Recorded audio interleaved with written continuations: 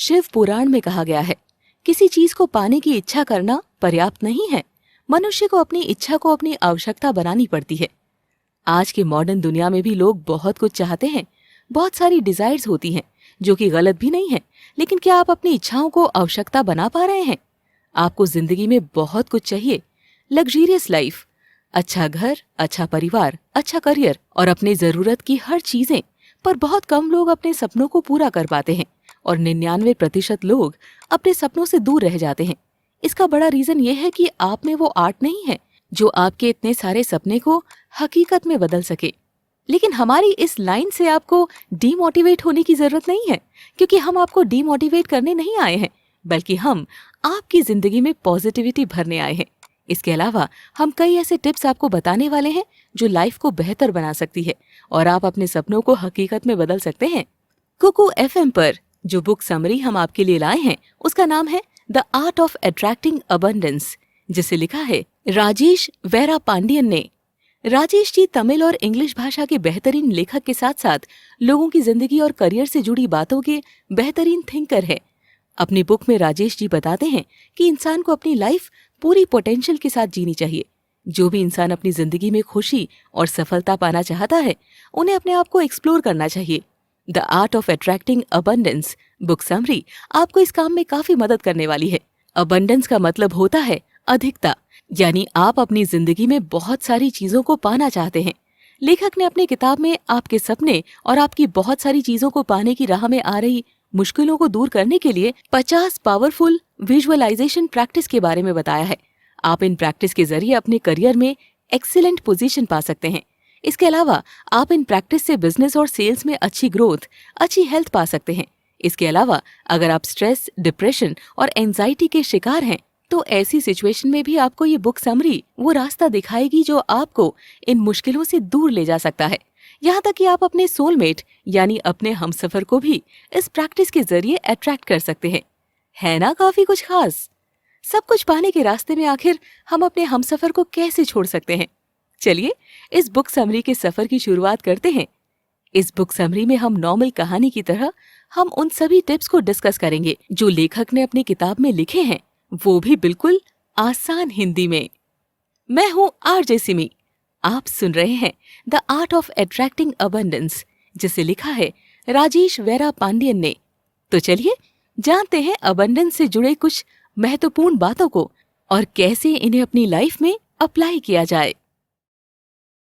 दोस्तों, क्या आपने कभी सोचा है कि वो क्या बात है जो हम सबको एक कॉमन प्लेटफॉर्म पर लाती है? सोचिए, क्या हो सकती है वो बात? क्योंकि हर इंसान एक दूसरे से अपनी पर्सनालिटी के कारण, अपने लाइफस्टाइल के कारण अलग है। लोगों की सोच, आदतें और शौक एक दूसरे से नहीं मिलते। तो फिर हम सब में कॉमन क्या है? वो कॉमन प्लेटफॉर्म है चिंता। अभी भी इस बात को दावे के साथ कहा जा सकता है कि आप सभी किसी न किसी छोटी बड़ी चिंता से जूझ रहे होंगे। कोई ना कोई बात आपको परेशान कर रही होगी, क्योंकि चिंता तो इंसान की फितरत है। हम हर सांस के साथ चिंता में डूबे होते हैं। करियर कब जमेगा, मनचाहा जॉब मिलेगा या नहीं, लाइफ लग्जरियस रहेगी या नहीं, सपनों के आशियाने को बनाने के लिए पैसे कहाँ से आएंगे, इस बार घूमने कहाँ जाएं, जा भी पाएंगे या नहीं, कहीं मौसम तो खराब नहीं हो जाएगा, कहीं पैसे तो कम नहीं पड़ जाएंगे, कब मिलेगा अपने ख्वाबों का आशियाना, वो रुतबा, वो स्टेटस और रूह को छूने वाला वो सोलमेट। क्या आप जानते हैं कि हम सभी को ये पता होता है कि हमें कोई भी विचार या कोई भी चिंता एक सीमा के अंदर ही करनी चाहिए। अगर हम विचारों को फैलने की छूट दे देंगे तो विचार सीमाओं के बंधन को तोड़कर दिशाहीन होकर भटक जाएंगे। ये दिशाहीन सोच कब एक चिंता का रूप ले लेती है, हमें पता ही नहीं चलता। लेकिन विचित्र परिस्थिति यह है कि हम सब कुछ जानते हुए भी खुद को चिंता करने से रोक नहीं पाते, क्योंकि चिंता करना तो हमारी फितरत है, हमारी आदत है। हमें चिंता करना सीखना नहीं पड़ता, बल्कि ये तो हम सब में बाय बर्थ होता है। क्या आपको पता है दोस्तों कि दुनिया की 1/3 जनता उन चीजों के बारे में चिंता करती है जिनसे उनका कोई लेना देना नहीं होता। अगर आप टीवी देख रहे हैं, क्रिकेट मैच देख रहे हैं और कोई भी प्लेयर अच्छा नहीं खेल पा रहा है, तो आपको उसके करियर की चिंता होने लगती है। आपका पड़ोसी अगर अपनी पत्नी के साथ अच्छा बिहेवियर नहीं कर रहा, तो आपको उसके मैरिड लाइफ की चिंता होने लगती है। मतलब दुनिया में आधी से ज्यादा उधार की चिंताएं होती है। इस आदत को बदलिए, चिंता के चेहरे को बदलिए। लेखक कहते हैं कि दूसरों से ज्यादा खुद की चिंता कीजिए, क्योंकि इंसान की जिंदगी मैथ्स की किताब नहीं होती है जहां 2+2 हमेशा 4 ही होगा। हमारी आपकी सबकी जिंदगी के हर पन्ने में कैलकुलेशन अलग अलग होता है। ना आपकी जिंदगी किसी और की जिंदगी से मिलती जुलती है और ना आपको किसी और के हिस्से का कुछ मिल सकता है। इच्छाएं करना, आशाएं रखना और फिर उन इच्छाओं को पूरा करने की कोशिश करना ह्यूमन नेचर है। इंसान जब कोई इच्छा करता है तो पहले उसे पूरा करने की चिंता करता है और ना पूरा होने की हालत में उससे भी ज्यादा चिंता करता है। लेकिन पाने की चिंता जहां पॉजिटिव है, वहीं ना पाने की हालत में यही चिंता नेगेटिव हो जाती है। आप कहेंगे कि किताबों में तो लिखा है चिंता चिता समान होती है। हाँ है, लेकिन पॉजिटिव चिंताएं जहां हमें अपने गोल्स को पाने के लिए एनकरेज करती है, वहीं चिंता जब नेगेटिव हो जाती है, जब हम उस चिंता को अपने ऊपर हावी होने देते हैं, तब चिता के समान हो जाती है।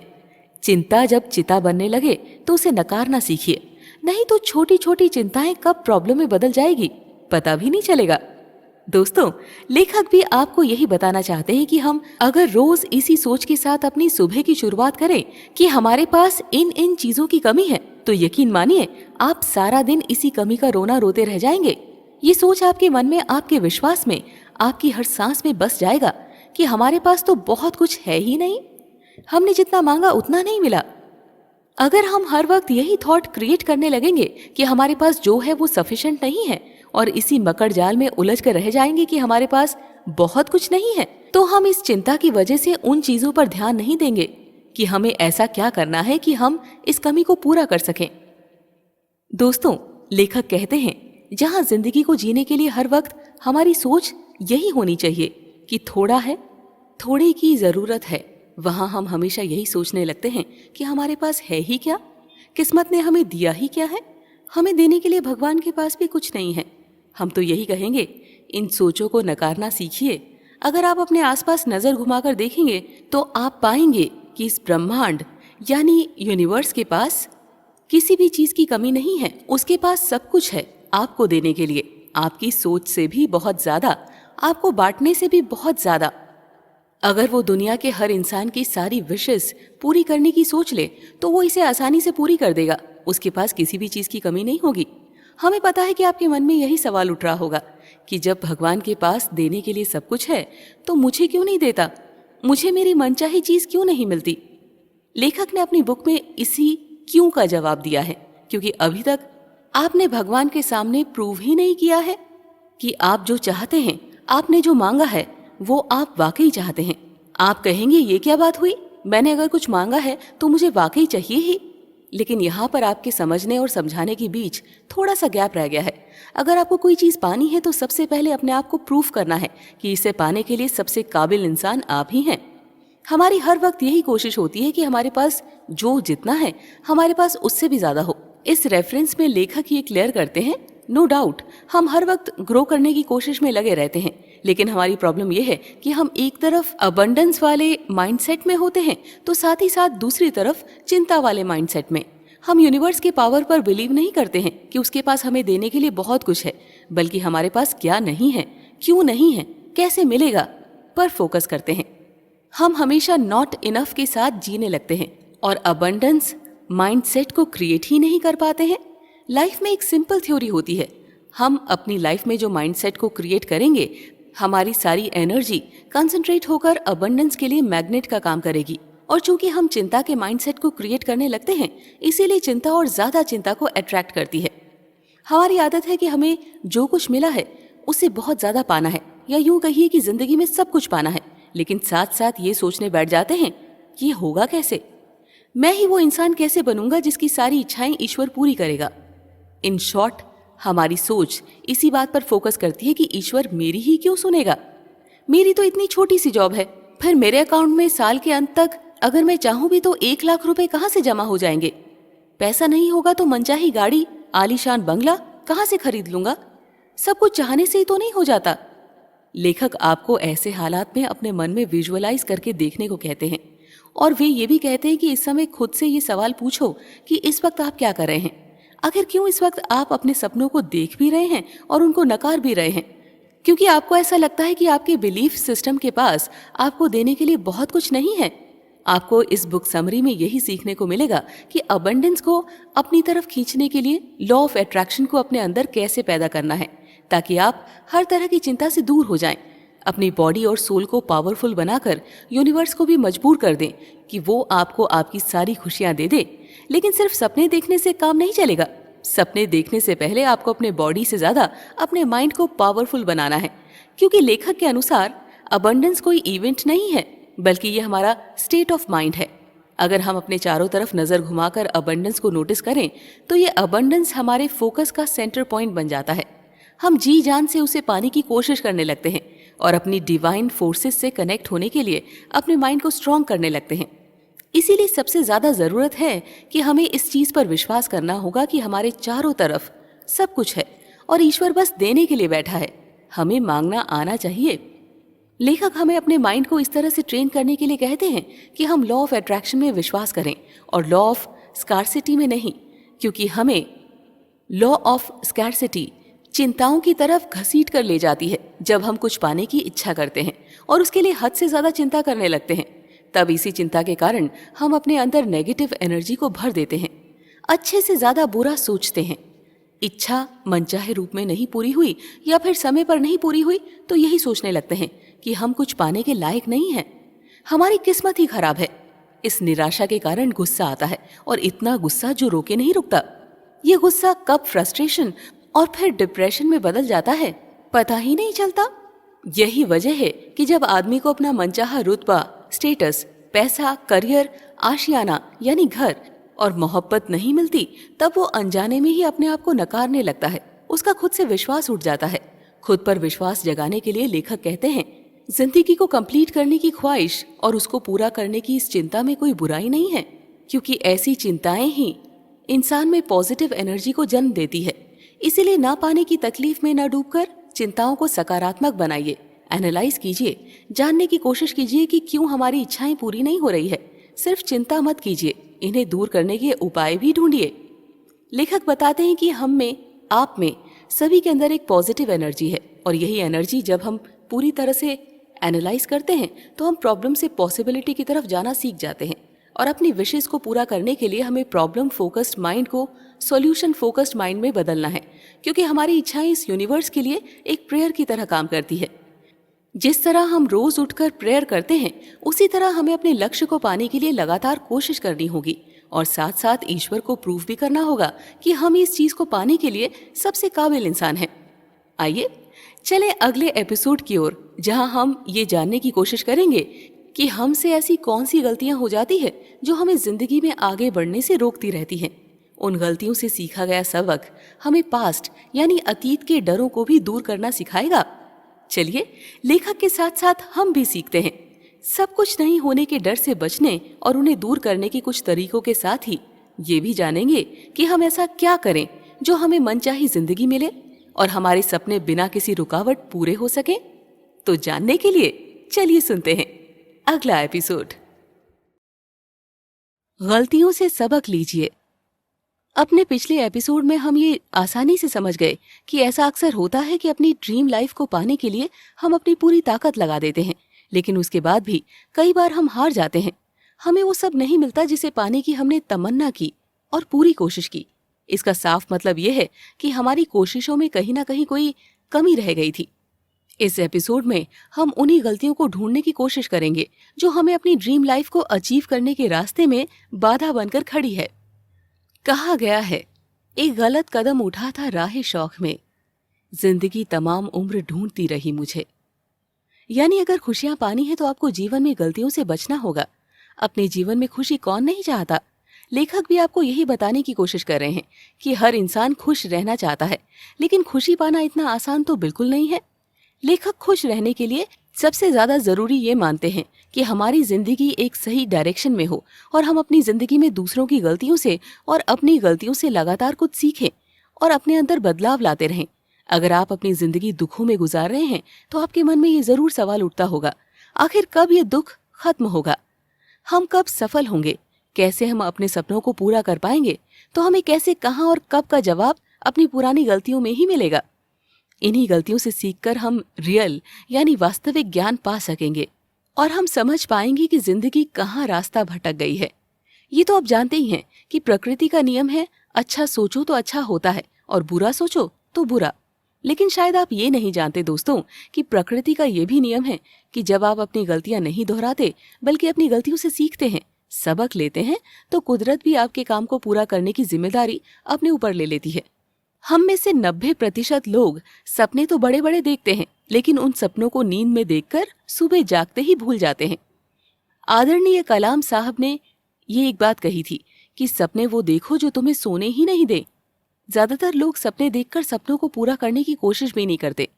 लेखक का कहना है कि मान लीजिए अगर हमें अपने फ्यूचर में मिलेनियर बनना है तो हमें अपने सबकॉन्शियस माइंड में हमेशा एक मनी ट्री को प्लांट करना पड़ेगा। पेशेंस के साथ उसे नर्चर भी करना पड़ेगा। उस मनी ट्री को बढ़ाने के लिए रोज एफर्ट करेंगे, अपने आप में पॉजिटिव अप्रोच पैदा करेंगे, तभी उसका रिजल्ट ये होगा कि आप सही समय पर मिलेनियर बन जाएंगे। हमें खुद में सपनों को पूरा होते देखने की आदत बनानी पड़ती है, उसे डेवलप भी करना पड़ता है, तभी सही समय पर हम अच्छा रिजल्ट पा सकते हैं। लेकिन आप जानते ही हैं कि हम सब थ्योरी में जो कुछ भी सीखते हैं, प्रैक्टिस में वो सब कुछ भूल जाते हैं, और इस तरह हम हमेशा अपने आप को अंडर एस्टिमेट करते हैं और अपनी ही काबिलियत पर शक करने लगते हैं।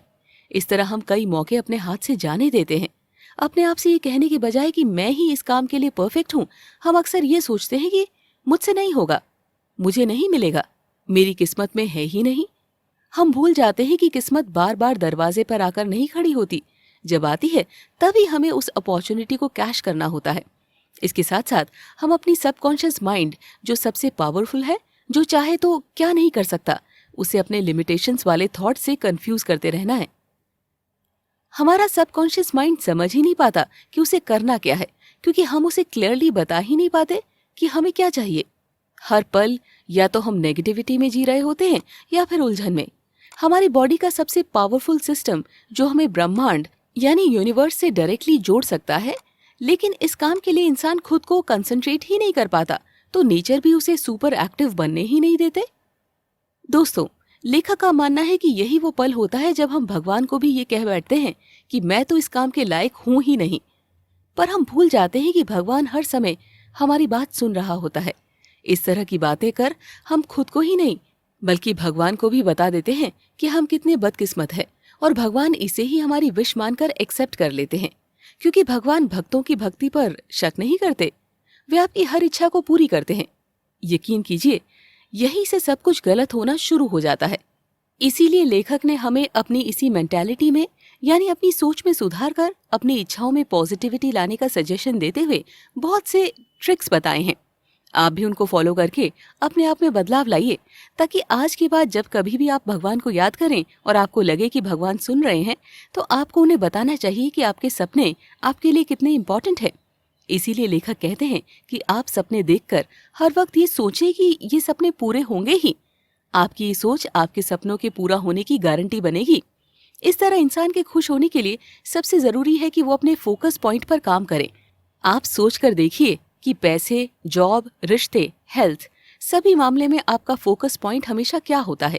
एनालाइज कीजिए, क्या ये सच नहीं है कि आपने कभी नहीं देखा है कि आपके पास जो है वो कितना अच्छा है, बल्कि आप हमेशा यही देख रहे हैं कि आपके पास क्या नहीं है। अपनी सारी एनर्जी कमियों को ढूंढने में लगा रहे हैं। आप अपने फोकस के एंड पॉइंट को हैप्पीनेस की तरफ शिफ्ट ही नहीं कर रहे हैं और खुशी को अपने से दूर कर रहे हैं। ये सच है कि आपके साथ सब कुछ गलत हो रहा है, लेकिन वो गलत खुद के साथ आप खुद कर रहे हैं। लेखक ने अपनी बात को क्लियरली समझाने के लिए एक एग्जाम्पल दिया है। मान लीजिए कि आपको इस समय बैक पेन हो रहा है और आपकी सारी एनर्जी उसी पेन पर लगी है। आपका सारा फोकस वहीं पर टिका है। आप बार बार दुनिया को यही बता रहे हैं कि आप कितने तकलीफ में हैं। आप बार बार बता रहे हैं कि आपने दवाई तो ली है, लेकिन कोई फायदा नहीं हो रहा है। लेकिन क्या आपको पता है कि दवाई भी इसीलिए काम नहीं कर रही है क्योंकि आप खुद नहीं चाहते कि वो काम करे। अगर आप इस दर्द को हैंडल करने के लिए ये सोचते हैं कि दर्द खत्म हो गया है और मैं आराम से सीढ़ियां चढ़ पा रहा हूँ, बैडमिंटन खेल पा रहा हूँ, मैं खुश हूँ, तो आपका ये विजुअलाइजेशन आपके दिमाग को ट्रेनिंग देता है कि वो बॉडी को भी क्लियर सिग्नल दे कि इस पेन को जल्दी से जल्दी ठीक करना है। आपको तो पता ही है, डॉक्टर भी कहते हैं, जब तक मरीज की इच्छा शक्ति यानी कि विल पावर अच्छी नहीं होती, उस पर कोई भी दवाई भी काम नहीं करती। जब आप में अपने सपने को पूरा करने की विल पावर नहीं होगी, तो उस पर लगाए गए आपके एफर्ट्स भी आपको 100% रिजल्ट नहीं देते। लेखक ने ये बताकर हम सबको जिंदगी का वो सबक दिया है जो आपकी परफेक्ट जिंदगी की नींव यानी फाउंडेशन बनेगा, क्योंकि सपने वही पूरे होते हैं जिसे पूरा करने की शिद्दत हो, तमन्ना हो। बहुत से लोग ऐसे हैं जो अपने पास्ट में हुई कुछ बुरे एक्सपीरियंसेस से काफी डरते हैं और इसी डर की वजह से वे जीवन में आने वाली बहुत सी अपॉर्चुनिटी को मिस कर देते हैं। आपको ये समझना होगा कि अतीत तो अतीत है, वो पीछे छूट गया। आप पीछे जाकर उन अनुभवों को बदल नहीं सकते। हम बस इतना ही कर सकते हैं कि अपने अतीत की गलतियों से सीख लें, उन्हें दोहराएं नहीं। एक बार अपनी गलतियों से सीखकर पूरी ताकत से आगे बढ़िए। जिंदगी में हुई इस हार को इस तरह से सोचिए कि जब आपको लंबी छलांग लगानी होती है तब 2 कदम पीछे हटाना ही पड़ता है। अगर 2 कदम पीछे हटाने को हम अपनी हार समझने लगेंगे तो हम जीत की छलांग नहीं लगा सकते। कभी कभी ऐसा होता है कि आप लाख चाहकर भी अतीत को भूल नहीं पाते, तो ऐसे हालात में क्या करें? अतीत यानी आपका पास्ट जब बार बार सर उठाकर आपको डराने लगे तो उस समय खुद को अपनी आंखों के सामने जिंदा कीजिए, फिर उस गलती को बदलने की कोशिश कीजिए। आप पूछेंगे तो इससे क्या होगा? क्या हमारा अतीत सुधर जाएगा? हम भी कहेंगे नहीं, अतीत तो नहीं सुधरेगा, लेकिन हाँ, आपको डराना जरूर बंद कर देगा। जो भी इंसान अपने डर से लड़कर उसे हराता है वो खुशी को सही ढंग से एंजॉय भी कर पाता है। बचपन से बड़े होने में हम बहुत सारे लोगों से मिलते हैं, अच्छे बुरे अनुभवों से गुजरते हैं। बहुत सारे अनुभव ऐसे होते हैं जिन्हें याद करके हमारे होठों पर मुस्कुराहट आ जाती है, लेकिन ऐसे अनुभव हमें ज्यादा याद नहीं रहते। याद रहते हैं तो वो बुरे अनुभव जो हमें हर समय डराते हैं और हम इसी डर के साथ जीने लगते हैं। पास्ट को पीछे छोड़कर प्रेजेंट में जीना सीखने के लिए हम लेखक के बताए हुए कुछ तरीके अपना सकते हैं। लेखक ये बताना चाहते हैं कि हमारे बुरे अनुभव हमें इसीलिए डराते हैं क्योंकि हम उन्हें किसी के साथ शेयर नहीं करते, क्योंकि हमें डर होता है कि लोग हमारी इस गलती के कारण हमें जज करेंगे। हमारे साथ जो कुछ भी गलत हुआ उसे समझे बिना लोग हमें ही गलत कहेंगे।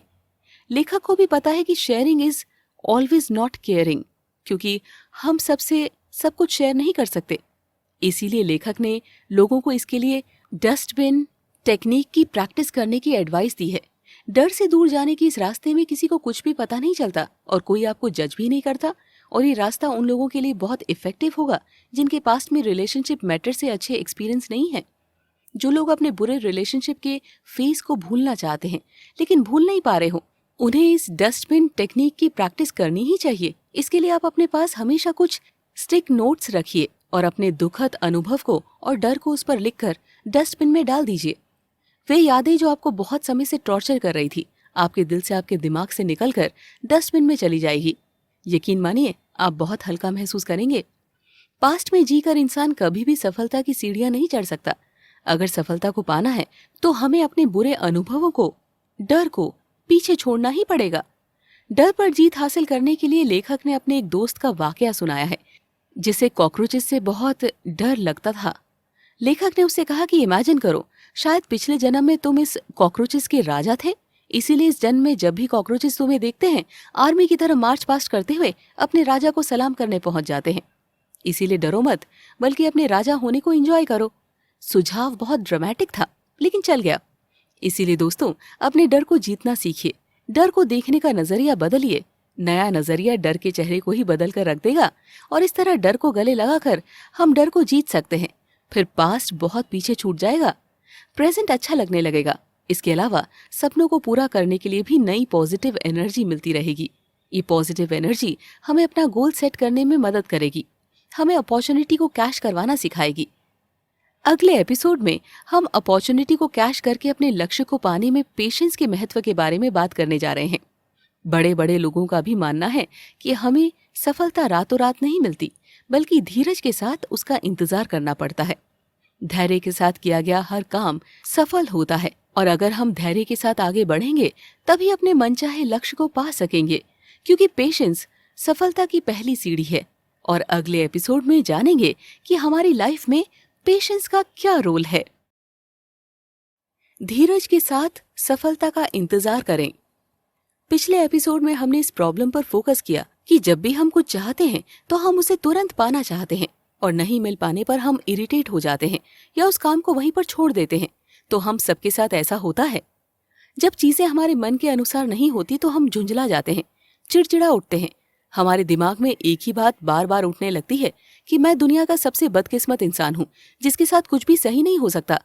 लेकिन ऐसा नहीं है। अगर हम ऐसे हालात को भी हिम्मत और पेशेंस से हैंडल करें तो बड़े से बड़े प्रॉब्लम्स का भी सॉल्यूशंस आसानी से निकल सकते हैं। लेखक कहते हैं कि अगर आपको पेशेंस, हिम्मत और सफलता का कनेक्शन समझना है तो आप Abdul Kalam Azad, Abraham Lincoln, Thomas Alva Edison, किसी भी सक्सेसफुल पर्सन की जिंदगी की किताब को टटोलिए। आप पाएंगे कि कोई भी जन्म के साथ ही नेम और फेम नहीं लेकर आया। सभी ने अपनी असफलता से सीखा और एडवर्स सिचुएशन को भी बहुत पेशेंस से हैंडल किया। फेमस बनने से पहले तो किसी किसी के साथ ऐसा भी हुआ कि उनके आइडियाज का मजाक बनाया गया।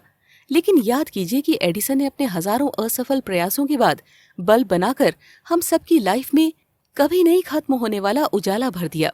सोचिए, अगर वे अपनी असफलताओं के बाद नेगेटिव थॉट्स पालकर अपने इन्वेंशन को बीच में छोड़ देते तो हम शायद लालटेन की रोशनी में ही अपनी जिंदगी गुजारते रहते। आप भी खुद को विश्वास दिलाइए कि आप भी इसी तरह पेशेंस के साथ किसी भी असफलता का सामना कर सकते हैं। जरूरत है पेशेंस के पावर को पहचानने की, क्योंकि पेशेंस आपके इरिटेशन लेवल को कम करता है, आपकी एंजाइटी को दूर करता है। क्योंकि हम सब जानते हैं कि सफलता रातों रात नहीं मिलती, इसके लिए इंतजार करना पड़ता है और सही कदम उठाने पड़ते हैं। दोस्तों, पेशेंस की जरूरत हमें सिर्फ सफलता के लिए नहीं है, बल्कि जिंदगी के हर फील्ड में अगर हम थोड़ा सा धीरज से काम लें तो हम ऐसे इंसान हो सकते हैं जो परफेक्ट हों। ऐसे लोगों को लोग पसंद करते हैं क्योंकि ऐसे लोग किसी भी परेशानी का हल निकाल लेते हैं, किसी भी रिश्ते को आसानी से संभाल लेते हैं। तो फिर जिंदगी में और क्या चाहिए? जो इंसान प्रोफेशनल और पर्सनल लाइफ को अच्छे से हैंडल कर सकता है वही सफल है। लेखक ने पेशेंस लेवल को सुधारने के लिए एक पेशेंस बॉक्स बनाने का सुझाव दिया है। अपने मन मुताबिक कोई भी बॉक्स लीजिए और उसे अपना पेशेंस बॉक्स बना लीजिए।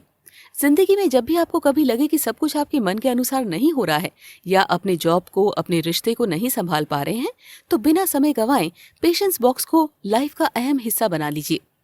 आप सोचने लगे होंगे, पेशेंस रखना तो दिमाग का काम है, तो इसमें लिखने पढ़ने की जहमत कौन उठाए? मेरे दोस्त, आप सही हैं। पेशेंस रखना दिमाग का ही काम है, लेकिन क्या आप नहीं जानते हैं कि दिमाग को कंट्रोल में नहीं रखा जाए तो वो बेलगाम घोड़े की तरह दौड़ता है और उसकी दिशा को तय करना मुश्किल हो जाता है। केवल दिमाग के सहारे पेशेंस रखना थोड़ा मुश्किल है। आपने सही समय पर अगर दिमाग को पेशेंस की ट्रेनिंग नहीं दी तो आपके पुराने दुखद अनुभव और आज की असफलताएं आपके अंदर झुंझलाहट और चिड़चिड़ापन पैदा करेगी। शुरू शुरू में तो ये सिचुएशन परेशानी का सबब नहीं बनेगा, लेकिन अगर आपने सही समय पर अंदर के फ्रस्ट्रेशन को हैंडल नहीं किया तो वे एक ना एक दिन आपकी आदत बन जाएगा। धीरे धीरे ये आदत आपके दिमाग पर हावी हो जाएगा और आप अपने गुस्से को फिजिकली भी एक्सप्रेस करने लगेंगे। आप एक गुस्सैल आदमी के तौर पर जाने जाने लगेंगे। क्या आपको नहीं लगता कि हम में से कोई भी बुरे इंसान के रूप में जाना पसंद नहीं करता? आप भी नहीं करते होंगे। तो ऐसे हालात को सही समय पर ठीक करना ही सही है। दोस्तों, लेखक भी मानते हैं कि कभी कभी का मूड स्विंग होना तो अलग बात है, लेकिन अगर गुस्सा आपकी जिंदगी में ऐसा स्थान ले ले कि आप हर चीज में नेगेटिविटी ढूंढ ले, हर चीज को नेगेटिव पॉइंट ऑफ व्यू से सोचने लगे, तो आप धीरे धीरे निराशावादी हो जाएंगे। निराश होने का अगला पड़ाव डिप्रेशन होता है। इस सिचुएशन में आप अपने आप को फोकस्ड रखने में डिफिकल्टी महसूस करेंगे। छोटी छोटी गलतियों का गिल्ट आपको टॉर्चर करने लगेगा। आप अपनी जिंदगी में खुशियों को भी नकारने लगेंगे, क्योंकि आपको लगेगा कि ये खुशियां गलत पते पर आ गई हैं। इसीलिए जब आपको लगने लगे कि आपका गुस्सा, आपकी उदासी कंट्रोल से बाहर जा रही है, तो उसी समय उस पर लगाम लगाइए। लेखक ने कई तरीकों से समझाने की कोशिश की है कि आप अपने गुस्से पर कैसे कंट्रोल कर सकते हैं, कैसे अपनी नेगेटिव एनर्जी को पॉजिटिव बनाकर अपनी जिंदगी को बेहतरीन बना सकते हैं। जिंदगी में सफलता हर किसी के हिस्से में होती है। हम खुद ही उस तक पहुंचने के रास्ते में बैरिकेड्स खड़ा कर देते हैं। फिर जब जिंदगी गलत पते पर जाने लगती है तो इरिटेट होने लगते हैं, फ्रस्ट्रेट होने लगते हैं, लेकिन अपने गुस्से को लगाम लगाकर रास्ते की रुकावटों को साफ नहीं करते, खुशियों को फिर से अपना पता नहीं बताते। हम सभी जानते हैं कि जब हमारा दिमाग किसी भी मुश्किल हालात को एक्सेप्ट करने से इनकार कर देता है, तब आप उस हालत को बदलने के लिए बेताब हो उठते हैं और नहीं बदल पाने पर इरिटेट होते हैं। हर बीते हुए पल के साथ आपका कॉन्फिडेंस खत्म होने लगता है। आप धीरज रखने के सारे तरीके भूलने लगते हैं। लॉ ऑफ अट्रैक्शन की टेक्निक और आस्क, बिलीव एंड रिसीव पर से आपका विश्वास उठने लगता है। लेखक कहता है कि जब भी आप चीजें संभाल नहीं पा रहे हो, इरिटेट हो रहे हो, गुस्सा होने वाले हो, तब रुकिए और सोचिए कि क्या आपका इरिटेट होना सही है? क्या इरिटेट होकर चीजें सुधर जाएंगे? इसीलिए रुकना जरूरी है, सोचना जरूरी है। इसे लेखक ने पॉज मेथड कहा है। ये मेथड आपके ब्रेन और बॉडी को ये स्ट्रॉन्ग मैसेज देता है कि आप इस समस्या से निपटने के लिए परफेक्ट हैं। अगर गुस्सा नर्क है तो पॉज मेथड इस पर स्वर्ग की तरह काम करता है। अगर आप जिंदगी में इस मेथड को अपनाते हैं तो यकीन मानिए कि आप छोटी छोटी बातों पर इरिटेट नहीं होंगे, झुंझलाएंगे नहीं और अपने गुस्से पर काबू रखना सीख सकेंगे। लेखक ने इसके साथ स्क्रिबलिंग की भी सलाह दी है। ये मेथड हमारे लिए नया नहीं है। हम सभी जानते हैं कि जब हम अपने नेगेटिव एनर्जी के भावों को जितनी जल्दी हो सके एक पेपर पर लिख देते हैं तो हम अपनी बॉडी और माइंड को जल्दी शांत कर सकते हैं। पॉज मेथड और स्क्रिबलिंग मेथड को हमें अपनी जिंदगी का हिस्सा बना लेना चाहिए, क्योंकि कोई ना कोई तो हर पल हर दिन ऐसा आता ही है जब हमें किसी न किसी चीज से इरिटेशन होती है। गुस्से पर कंट्रोल करने के तरीकों को अपनाकर ही हम अपने पेशेंस लेवल को सुधार सकते हैं। अपने पेशेंस लेवल को सुधारने के लिए लेखक ने अपने ऊपर कॉन्फिडेंस जगाने की टेक्निक बताई है। अब आप भी जान लीजिए कि उसे कैसे करना है। पेन और पेपर लीजिए और उस पर लिखिए, मैं आज इसीलिए खुश हूँ कि मेरा मन और मेरी आत्मा शांत है। मैं अपनी इस खुशी के लिए भगवान का शुक्रगुजार हूँ। जो कुछ मिल गया है उसके लिए ईश्वर के प्रति आभारी हूँ और जो नहीं मिला है उसके लिए पेशेंस के साथ इंतजार करूंगा। हालात इतने भी बुरे नहीं हैं। अगर मैं शांति और धीरज से काम लूंगा तो सब कुछ ठीक हो जाएगा। सब कुछ ठीक होने का एक समय होता है और उस समय तक मुझे इंतजार करना ही पड़ेगा। यकीन मानिए, जब आप इस पेपर को अपने पेशेंस बॉक्स में डालेंगे तो आपको बहुत अच्छा फील होगा। आप उस काम के पूरा होने तक के समय का इंतजार कर पाएंगे। काम को पूरा करने के लिए आप अपना 100% दे पाएंगे। ऐसा नहीं है कि ये सिर्फ हमारे साथ हो रहा है। लेखक ने भी जब कभी इस परेशानी को झेला है तो जानते हैं उन्होंने क्या किया है। लेखक कहते हैं कि जब कभी आप बहुत परेशान हो, आपका दिमाग नेगेटिव थॉट से बिल्कुल भर जाए, तब शावर टेक्निक की प्रैक्टिस कीजिए।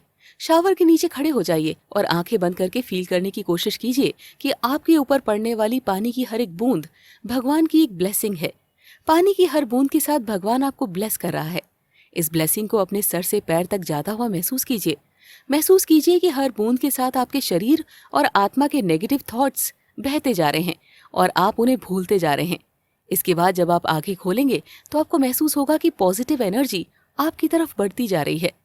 हम स्वभाव से बुरे नहीं होते, लेकिन किसी भी काम को करने के बाद उसके पूरे होने तक रुकने का धीरज न होना इंसान को असंतुष्ट बना देता है।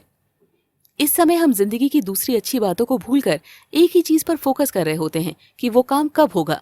इसी चिंता में डूबे रहते हैं। जो मिला है उसकी खुशियां न मनाकर जो नहीं मिला है उसके लिए इरिटेट होते रहते हैं। अपने आप को कभी ये कहकर तसल्ली नहीं देते कि समय आने पर सब ठीक हो जाएगा। पेशेंस की कमी के कारण इंसान सबसे ज्यादा नुकसान अपना ही करता है। अपने जीवन के हर फील्ड में, चाहे वो जॉब हो या रिलेशंस, हारता ही जाता है। जिंदगी की ट्रेन अगर एक बार पेशेंस की पटरी से फिसल जाती है तो जिंदगी में भटकाव आना तय है। पेशेंस आपको हर स्थिति में कूल रखता है और समस्याओं का हल ढूंढने में मदद करता है। हम जीवन के हर मोड़ पर, चाहे वो जॉब, रिलेशनशिप, करियर या रोजमर्रा की जिंदगी में पेशेंस लेवल क्यों बनाकर रखते हैं? खुश रहने के लिए ही ना। लेकिन हम सबके साथ ऐसा कभी ना कभी होता ही है कि बाजार जाकर हमें रियलाइज होता है हमारा वॉलेट तो डाइनिंग टेबल पर रह गया है, या हमने तो गैस पर सब्जी चढ़ा रखी थी। बाहर निकलते समय हम गैस बंद करना भूल गए, या फिर इंटरव्यू के समय हमें याद आता है कि हमारा डॉक्यूमेंट्स का फोल्डर घर में छूट गया है। ऐसे सिचुएशन में हम क्या करते हैं? वॉलेट वाला सिचुएशन आसानी से हैंडल कर लेते हैं। ज्यादा से ज्यादा क्या होगा, कल फिर से मार्केट आना पड़ेगा। गैस वाली सिचुएशन में हमें पैनिक अटैक आने लगते हैं, हम घर की ओर भागते हैं। लेकिन इंटरव्यू वाली सिचुएशन का डायरेक्ट इफेक्ट ये होता है कि हे भगवान, मैं इतना अनलकी क्यों हूँ। यहाँ से एंगर का पार्ट शुरू होता है। अब आप सोचने लगते हैं कि क्यों हुआ ऐसा। मैं कब से धीरज रखकर सही समय का इंतजार कर रहा था। मेरे दोस्त अपने लॉ ऑफ अट्रैक्शन को फॉलो करके भगवान से अपनी चाहत को मांग धीरज के साथ इंतजार भी किया, पर शायद आप अपने बिलीफ सिस्टम को पूरी तरह यकीन नहीं दिला पाए कि ये जॉब मुझे चाहिए ही चाहिए। खुशियों को पाने के लिए सिर्फ मांगना जरूरी नहीं होता, जरूरी होता है उसके लिए सही एफर्ट लेना, भगवान को बताना कि तुम्हारी खुशी किस में है। अगले एपिसोड में हम यही जानने की कोशिश करेंगे कि हम खुश क्यों नहीं रहते, खुशी है क्या, कहाँ मिलेगी ये खुशी। तो चलिए खुशियों को ढूंढने के लिए चलते हैं अपने अगले एपिसोड की तरफ। खुशियों की चाबी। खुशी ये शब्द अपने आप में पॉजिटिव एनर्जी है, एक पॉजिटिव वाइब्रेशन है। खुशी का एक शब्द हम सबके माइंड और सोल को अलाइन करता है, हमारी विशेस को पूरा करने वाले एफर्ट्स के फोकल पॉइंट सही करता है। क्योंकि मानो या ना मानो, लेकिन हम सबकी सच्चाई यही है कि हम अपने जीवन में जो भी कुछ करते हैं खुश रहने के लिए करते हैं, लेकिन यही नहीं समझ पाते कि खुशी हमें मिलेगी कहाँ। खुशी कोई बाजार में मिलने वाली चीज तो है नहीं। गए, खरीदा और खुश हो गए। खुशियों का हमारे एफर्ट से, हमारी सक्सेस से एक मजबूत कनेक्शन होता है। जब हम किसी काम को खुशी खुशी करना शुरू करते हैं तो उसके पूरे होने की गारंटी बढ़ जाती है। काम के पूरे होने पर मिलने वाली खुशी की तलाश भी खुशी से ही करनी चाहिए। तो यहाँ पर आकर हमें पता चलता है कि हमारे लिए खुशियाँ कितनी इंपॉर्टेंट है। खुशियों का ताला खोलने के लिए चाबी भी खुशियों की ही लगती है। तो चलिए देखते हैं कहाँ है हमारे खुशियों की चाबी। लेखक कहते हैं कि आप दुनिया के सबसे खुश इंसान हो सकते हैं, लेकिन उसके लिए आपको खुद में सबसे पहला बदलाव यही लाना होगा कि अपने आप को हर पल ये विश्वास दिलाएं कि मैं दुनिया का सबसे खुश इंसान हूँ। कभी इंतजार मत कीजिए कि आपकी खुशियां लेकर कोई और आएगा, क्योंकि उधार की खुशियों पर बसी जिंदगी बाहर से चाहे कितनी भी खुशनुमा लगे, एक ना एक दिन मुट्ठी से रेत की तरफ फिसल ही जाती है। यहाँ पर हम सबके दिमाग में एक ही सवाल उठेगा कि हम अपनी जिंदगी के एक एक पल को खुशनुमा कैसे बनाएं। लेखक सजेस्ट करते हैं, मेडिटेट कीजिए, अपने बिलीफ सिस्टम से एक स्ट्रॉन्ग रिश्ता कायम कीजिए, भगवान पर विश्वास कीजिए। दुनिया में यही एक ऐसा विश्वास है जो दुनिया को पॉजिटिव एनर्जी से भर देता है। आप पाएंगे कि आपका दिमाग शांत होकर नए नए तरीके से एक्टिव हो जाता है, पॉजिटिव हो जाता है। ईश्वर वैसे ही लोगों को पसंद करता है, उनसे ही दोस्ती बनाता है, उनकी ही इच्छाएं पूरी करता है जो खुद को पसंद करते हैं, जो खुद से दोस्ती करते हैं, जो खुश रहते हैं। और आपको ये ध्यान रखना है कि जिंदगी में कुछ भी नामुमकिन नहीं होता, बस आपका विश्वास डगमगाना नहीं चाहिए। पॉजिटिव रहना, खुश रहना ईश्वर के साथ कनेक्टिविटी का सबसे मजबूत जरिया है। इसीलिए अगर आपको सही मायनों में खुश रहना है तो आपको खुश रहना सीखना होगा। आपको खुशी ढूंढनी होगी, तभी आप सही मायनों में भगवान को भी पा सकेंगे।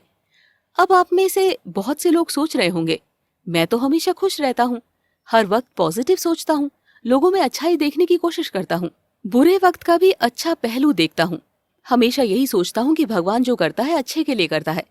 लेकिन सब कुछ पॉजिटिव होने के बावजूद भी कुछ अच्छा नहीं हो रहा है। पता है ऐसा क्यों हो रहा है? अगर आप जो चाह रहे हैं वो नहीं मिल रहा है तो इसका मतलब है कहीं ना कहीं चाहने तथा पाने के बीच एफर्ट्स में कमी रह गई है।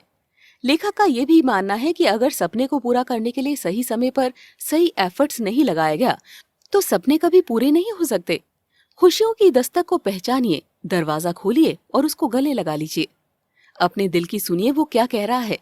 कभी कभी अकेले बैठकर खुद से बातें कीजिए, तभी आपका दिल बताएगा कि आपकी खुशियां किस चीज में छिपी है।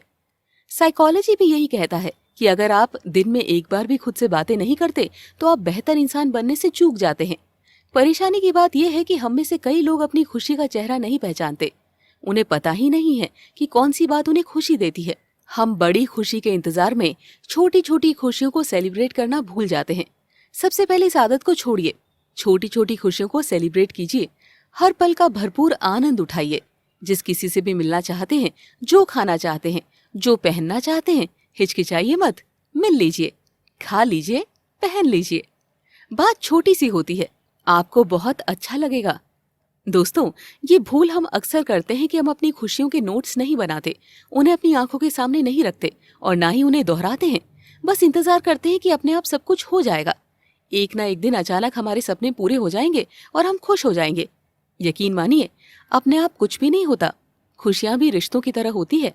आप भी जानते हैं, जब रिश्तों को proper invitation, proper respect, proper care नहीं दिया जाता तब रिश्ते भी साथ नहीं निभाते। उसी तरह खुशियों को भी हमें प्रॉपर रिस्पेक्ट, प्रॉपर इन्विटेशन और प्रॉपर केयर देना पड़ता है। हमें उन्हें रोज बताना पड़ता है कि हम उनका इंतजार कर रहे हैं। इसीलिए कोई भी सपना देखिए तो उसे बार बार दोहराइए। आखिर इन सपनों के पूरे होने में ही तो आपकी खुशी है। आज ही अपनी आदत को बदलिए। करियर, अपने जॉब, अपने पैसे, अपने हेल्थ, अपने रिलेशनशिप, सभी के गोल्स को बार बार दोहराइए। दोहराने के साथ साथ उनके लिए पॉजिटिव थॉट्स यूज कीजिए। उन्हें पूरा करने के लिए लाइफ में पॉजिटिव अप्रोच रखिए। अपने गोल्स को स्टिकी नोट्स पर लिखकर अपने कमरे के किसी प्रोमिनेंट प्लेस पर रखिए, जहां पर वे हमेशा आपकी आंखों के सामने हो। लिखने का काम तो आप एक ही दिन करेंगे, लेकिन दोहराने का काम आपको रोज करना है, क्योंकि जब आप अपनी खुशियों की लिस्ट को दिन में कम से कम 2 बार दोहराएं, तभी खुशियां आपकी तरफ अट्रैक्ट होंगी। उन्हें लगेगा कि आप उन्हें प्रॉपर इन्विटेशन दे रहे हैं और वो आप तक पहुंचने में देर नहीं लगाएंगी। मेडिटेट कीजिए। जब आप अपनी आंखें बंद कर ईश्वर के साथ कम्युनिकेट करेंगे तो आपके मन में असीम शांति छा जाएगी। आपको सुकून का एहसास होगा और जब आंखें खुलेगी तब आप खुद में नई एनर्जी फील करेंगे। मन पर छाया कोहरा छट चुका होगा और आपके कदम खुद ब खुद सही दिशा में चल पड़ेंगे। दिल से पूछिए कि वो क्या चाहता है। उसके डिमांड को दिमाग की कसौटी पर जांच परख कीजिए, क्योंकि आपको अपनी पसंद को अपना जुनून बनाना है, अपनी सनक नहीं। पसंद जब जुनून बन जाता है तो सारा संसार भी अगर रोकने के लिए खड़ा हो जाए तब भी कदम नहीं रुकते और सफर मनचाही मंजिल पर जाकर ही खत्म होता है। हर पल हमें अपनी जिंदगी से बहुत कुछ चाहिए होता है। पाने की यही चाह हमें नए आइडियाज देती है, हर मुमकिन कोशिश करने का हौसला देकर मंजिल तक पहुंचने का जुनून देती है। जब हम किसी काम की शुरुआत खुशी के साथ करते हैं तो काम के पूरा होने के चांसेस बढ़ जाते हैं। खुशी एक अप्रोच है जिसे लेकर चलने से हमें काम में मन लगता है। आप सभी जानते हैं कि अगर हम किसी काम को मन से शुरू नहीं करते तो हम में से 95% लोग उसे बीच में ही छोड़ देते हैं। इसीलिए अगर आप चाहते हैं कि आप अपने लगाए किसी भी एफर्ट में सक्सेसफुल हों तो आपको शुरुआत से ही खुशी का अप्रोच रखना पड़ेगा। किसी भी काम को खुश होकर करते हैं तो आपको उस काम में इरिटेशन नहीं होता। हो सकता है कि अपने एक एफर्ट में आप उस काम को पूरा नहीं कर पाएंगे, लेकिन उस काम को बीच में रोकेंगे नहीं। अपने बिलीफ सिस्टम को किसी भी हालत में कमजोर नहीं पड़ने देंगे, क्योंकि ये आपका मनचाहा काम है। आप दिल से चाहते हैं कि आप ये काम करें। इसीलिए अगर आपको एक बार सफलता नहीं भी मिलेगी तो भी आप एक नए सिरे से दोबारा उस काम को खुशी खुशी करेंगे। लेखक ये रास्ता तय करने के लिए आस्क, बिलीव एंड रिसीव के मंत्र की हेल्प से लॉ ऑफ अट्रैक्शन को एक्टिवेट करने की बात करते हैं। यही मंत्र आपकी लाइफ में क्रिएटिव और पॉजिटिव एनर्जी लेकर आएगा। चलिए देखते हैं कि आस्क, बिलीव एंड रिसीव ये 3 स्टेप आखिर हैं क्या, जिसमें आपकी जिंदगी की प्रोस्पेरिटी छिपी है। जब आप कोई गोल सेट करते हैं तो अपनी इच्छाएं मन में छिपा कर मत रखिए, उसे बार बार लिखकर या दोहराकर भगवान के सामने भी रखिए। यही है हमारा स्टेप नंबर 1, आस्क। अब आपका दूसरा स्टेप है बिलीव। जिस भी बिलीफ सिस्टम पर आप बिलीव करते हैं उससे कहिए, हे प्रभु, मैं अपनी इच्छाएं आपको डेडिकेट करता हूँ, इसे एक्सेप्ट करें और इसे मैनिफेस्ट करें। इस विश्वास को बनाए रखिए कि यूनिवर्स ने आपकी विश को सुन लिया है और आपकी इच्छा जरूर पूरी होगी। जब आप अपने इंटेंशन का क्लियर मैसेज अपने बिलीफ सिस्टम को करते हैं तो रिसीव का स्टेप अपने आप पूरा हो जाएगा। जब आपकी अर्जी भगवान के घर में इस विश्वास के साथ पहुंचेगी कि भगवान उसे हर हालत में पूरी करेगा, तब वो भी किस्मत की सारी गोटियां सही खानों में ही बिठाएगा। मान लो आज सुबह आपने एक सपना देखा, एक बड़ा सा बंगला, उसके सामने खड़ी एक मर्सिडीज बेंज और उसमें बैठे आप। जब आप जगे तब सच्चाई से सामना हुआ तो पता चला कि सैलरी सिर्फ 25,000 है। तो ये सपना कैसे पूरा होगा? तो क्या करें, सपने ही नहीं देखें? नहीं, लेखक कहते हैं कि आप तो बस सपने देखिए, अपनी अर्जी भगवान के दरबार में लगा दीजिए। आप तो बस रोज ही अपने सपने को खुली आंखों से जीना सीखिए। रोज विजुअलाइज कीजिए कि जब मर्सिडीज आपके बड़े से बंगले के दरवाजे पर आकर लगेगी तो आप कितने खुश होने वाले हैं। फिर आप इस मर्सिडीज में बैठकर किसके साथ जाओगे, कहाँ जाएंगे? भगवान के पास लगातार भेजी गई आपकी दरख्वास्त भगवान को भी आपकी इच्छाएं पूरी करने के लिए मजबूर कर देगा, क्योंकि उनको भी पता चलेगा कि आपके लिए इच्छा कितनी इंपॉर्टेंट है और इस इच्छा के पूरे होने का इंतजार आप कितनी शिद्दत के साथ कर रहे हैं। अपने मन को ये सोचने का मौका ही मत दीजिए ये कैसे होगा, क्योंकि आपकी हर कैसे वाली सोच ईश्वर की सत्ता पर किया गया आपका संदेह है और शक की कीमत टूटे हुए सपनों की शक्ल में चुकानी पड़ती है। अपने मन के अंदर मिस्टर नेगेटिव को उठने ही मत दीजिए। जब भी वो सर उठाकर कहना चाहे कि इतनी कम सैलरी में इतने बड़े सपने कैसे पूरे होंगे, तो ये उससे कहिए कि मेरा काम सिर्फ ख्वाब देखने का है। मैंने अपने ख्वाबों को भगवान के हाथों में सौंप रखा है। वो समय समय पर देता जाएगा और मैं समय समय पर लेता जाऊंगा। यही है आपकी खुशियों की चाबी। चलिए अपनी खुशियों के बीच के गैप को पहचानने की कोशिश करते हैं, तभी तो हमें पता चलेगा कि हमारे एफर्ट्स में कहाँ कमी रह जा रही है। एक नोटबुक लेकर उसके प्रश्नों को 2 पार्ट में डिवाइड कर लीजिए। अपने लेफ्ट हैंड साइड में लिखिए माई प्रेजेंट स्टेट और राइट हैंड साइड में लिखिए my desired state. My present side में आप अपने अभी के हालात लिखिए कि आपका पोस्ट क्या है, आपकी सैलरी क्या है, आपके रिलेशनशिप स्टेटस क्या है, आपका हेल्थ स्टेटस क्या है और जो भी कुछ आप लिखना चाहें। अपनी राइट हैंड साइड यानी डिजायर्ड स्टेट साइड में आप लिखिए कि आप कौन से पोस्ट पर होना चाहते हैं, आप क्या सैलरी पाना चाहते हैं, आप रिलेशनशिप स्टेटस में क्या चाहते हैं। रोज लिखिए। ये प्रेजेंट स्टेट और डिजायर्ड स्टेट के बीच में ब्रिज का काम करेगा। आपको पता चलने लगेगा कि अपनी मनचाही चीज को पाने के लिए क्या क्या कदम उठाने बाकी रह गए हैं। फिर आपकी जिंदगी में एक प्लान शामिल हो जाएगा। लगन के साथ किए गए ये एफर्ट्स यकीनी तौर पर आपको सफलता की मंजिल पर ले जाकर खड़ा कर देंगे। फिर अगर कोई आपसे पूछे कि दुनिया के सबसे खुशकिस्मत इंसान का पता क्या है, तो मुस्कुराकर बड़े कॉन्फिडेंस के साथ कहिए, मैं ही हूं दुनिया का सबसे खुशकिस्मत इंसान, क्योंकि मैं जो भी करता हूं वो बहुत सेटिस्फेक्शन के साथ करता हूं, एक पॉजिटिव फीलिंग के साथ करता हूं। इसीलिए मेरे काम के पूरा होने में भी मेरा ये पॉजिटिव अप्रोच मेरी हेल्प करता है। मैं काम को खुशी से शुरू करता हूं और खुशी से ही खत्म करता हूं। इसीलिए हर वक्त मैं खुश रहता हूं। लेकिन कभी कभी ऐसा भी होता है कि आसानी से चलती गाड़ी अचानक रुक जाती है। हमारी खुशियों पर इस तरह से ब्रेक लग जाता है जो हमने कभी इमेजिन भी नहीं किया होता। हम सब कभी ना कभी इस सिचुएशन से गुजरते ही हैं। जब हम अपने काम में खुश नहीं होते या ये सोचते हैं कि हमारे पास कुछ भी सफिशिएंट नहीं है, तब ये हमारे फोकस अपनी पटरी से उतर जाते हैं। हम सही एफर्ट नहीं लगा पाते। यहीं से डिससेटिस्फेक्शन की स्थिति शुरू होती है, जो हमारी लाइफ में हर चीज के प्रति, चाहे वो जॉब हो, करियर हो, रिश्ते हो, सभी के प्रति एक नेगेटिव अप्रोच बनाना शुरू कर देती है। हमारी जिंदगी गलत दिशा में मुड़ जाती है, जहां पर हमारा कॉन्फिडेंस डगमगा जाता है। हम सही डिसीजन नहीं ले पाते। हमारा अगला एपिसोड ये बताएगा कि ऐसे हालात में क्या किया जाए। आगे बढ़ते हैं अपने अगले एपिसोड की तरफ। हाले दिल बयां करें। पिछले एपिसोड में हमने ये चर्चा की थी कि आपको ये पता होना चाहिए कि आप चाहते क्या हैं, आपकी खुशी किस में है। क्या मिल जाएगा तो आप दुनिया के सबसे खुशकिस्मत इंसान हो जाएंगे। उसके बाद अपनी खुशियों की चाबी तलाशने की कोशिश कीजिए। जब आपकी ये तलाश खत्म हो जाएगी, तब आपको पता चलेगा अभी तक आपको खुशियां इसीलिए नहीं मिली क्योंकि आप अपनी खुशियों का सही एड्रेस नहीं जानते थे। अभी तक आपने अपनी खुशियों के दरवाजे पर दस्तक ही नहीं दी है। दरवाजा जब तक खुलेगा नहीं, तब तक आप खुशियों की दुनिया में कदम कैसे रखेंगे। दोस्तों, इस एपिसोड में हम आपको बताएंगे कि कभी कभी सब कुछ अच्छा होते हुए भी अचानक से सब कुछ गलत क्यों होने लगता है।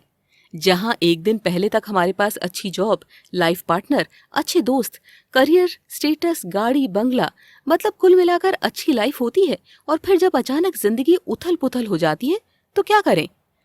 हम में से बहुतों के साथ रिसेशन के समय या लॉकडाउन के समय यही हुआ था। कई कंपनियों ने अचानक ही अपने बहुत सारे एम्प्लॉयज को फायर कर दिया था। ऐसे हालात में बहुत सारे लोगों को फाइनेंशियल परेशानी से गुजरना पड़ा था। लेकिन फाइनेंशियल परेशानी तो हम किसी भी तरह से फैमिली और दोस्तों की मदद से दूर कर सकते थे। लेकिन हम में से कई लोग जिस तरह मेंटल शॉक में चले गए थे, जिस तरह से हमारा कॉन्फिडेंस लेवल खत्म होने लगा था, वो बहुत डरावना था। हमें हर पल ये डर लगने लगा था कि हम कुछ नहीं कर सकते। अब जिंदगी अपने पुराने रूप में कभी वापस नहीं आएगी, क्योंकि चारों तरफ नेगेटिविटी थी। दोस्तों, रिश्तेदारों और परिवार का ही नहीं, हमारा भी खुद पर से विश्वास उठ गया था। दूर दूर तक अंधेरा था, रोशनी की कोई उजली किरण नहीं, सब कुछ कंट्रोल से बाहर लगने लगा था। आइए जानते हैं कि ऐसे किसी भी हालत से निपटने के लिए लेखक ने अपनी किताब में क्या उपाय सुझाया है। लेखक इस बात पर स्ट्रांगली बिलीव करते हैं कि जब भी हमारे मन में नेगेटिव थॉट्स उठने लगे, तो वही समय होता है विजुअलाइज करने का, अच्छा सोचने का और उस सोच को सच में बदलने का। क्योंकि सच्चाई यही है कि अपने थॉट्स पर कमांड करके ही हम अपनी मनचाही वस्तु को पा सकते हैं। कहते हैं ना, थॉट बिकम्स थिंग्स। अगर आप अपनी सोच में, अपने सपनों में, अपनी ट्रू फीलिंग्स और डेडिकेटेड एफर्ट्स के सही पोर्शन को मिलाकर एक स्ट्रॉन्ग मिक्सचर बनाते हैं, तो इस मिक्सचर का जादू सर चढ़कर बोलता है। इसीलिए जरूरत है उस जादुई पोषण को बनाने की। इसीलिए लेखक ने अपनी हर सोच को, विश को बयां करने की सलाह दी है। उनका कहना है कि ईश्वर को बताओ कि तुम क्या चाहते हो। उसका मानना है कि अपने दिल की बातें अगर दिल में ही रखोगे तो बात दिल में ही रह जाएगी। तुम्हारी सोच, तुम्हारा सपना कभी सच नहीं होगा। दोस्तों, आप भी मानते हैं ना कि हम सभी अपनी जिंदगी में कोई ना कोई लक्ष्य तय करते हैं। लेकिन लेखक को लगता है कि गोल सेट करना अच्छी बात है, लेकिन जरूरत है इस गोल को बेस्ट बनाने की। आप ऐसे समझिए, मान लीजिए आप इंजीनियरिंग की पढ़ाई कर रहे हैं और मैं आपसे पूछूं कि आपका गोल क्या है, तो आप मुझे मूर्ख ही समझेंगे, क्योंकि इंजीनियरिंग की पढ़ाई का गोल और क्या हो सकता है। भाई, कंप्यूटर इंजीनियर बनना है, सॉफ्टवेयर इंजीनियर बनना है, मैकेनिकल इंजीनियर बनना है, यही सब कुछ। लेकिन सच्चाई तो ये है कि हम मूर्खता भरे सवाल नहीं पूछ रहे, बल्कि आप ही सही मायने में अपने लक्ष्य को नहीं समझ पा रहे, क्योंकि आपने अपने लक्ष्य को डिफाइन ही नहीं किया।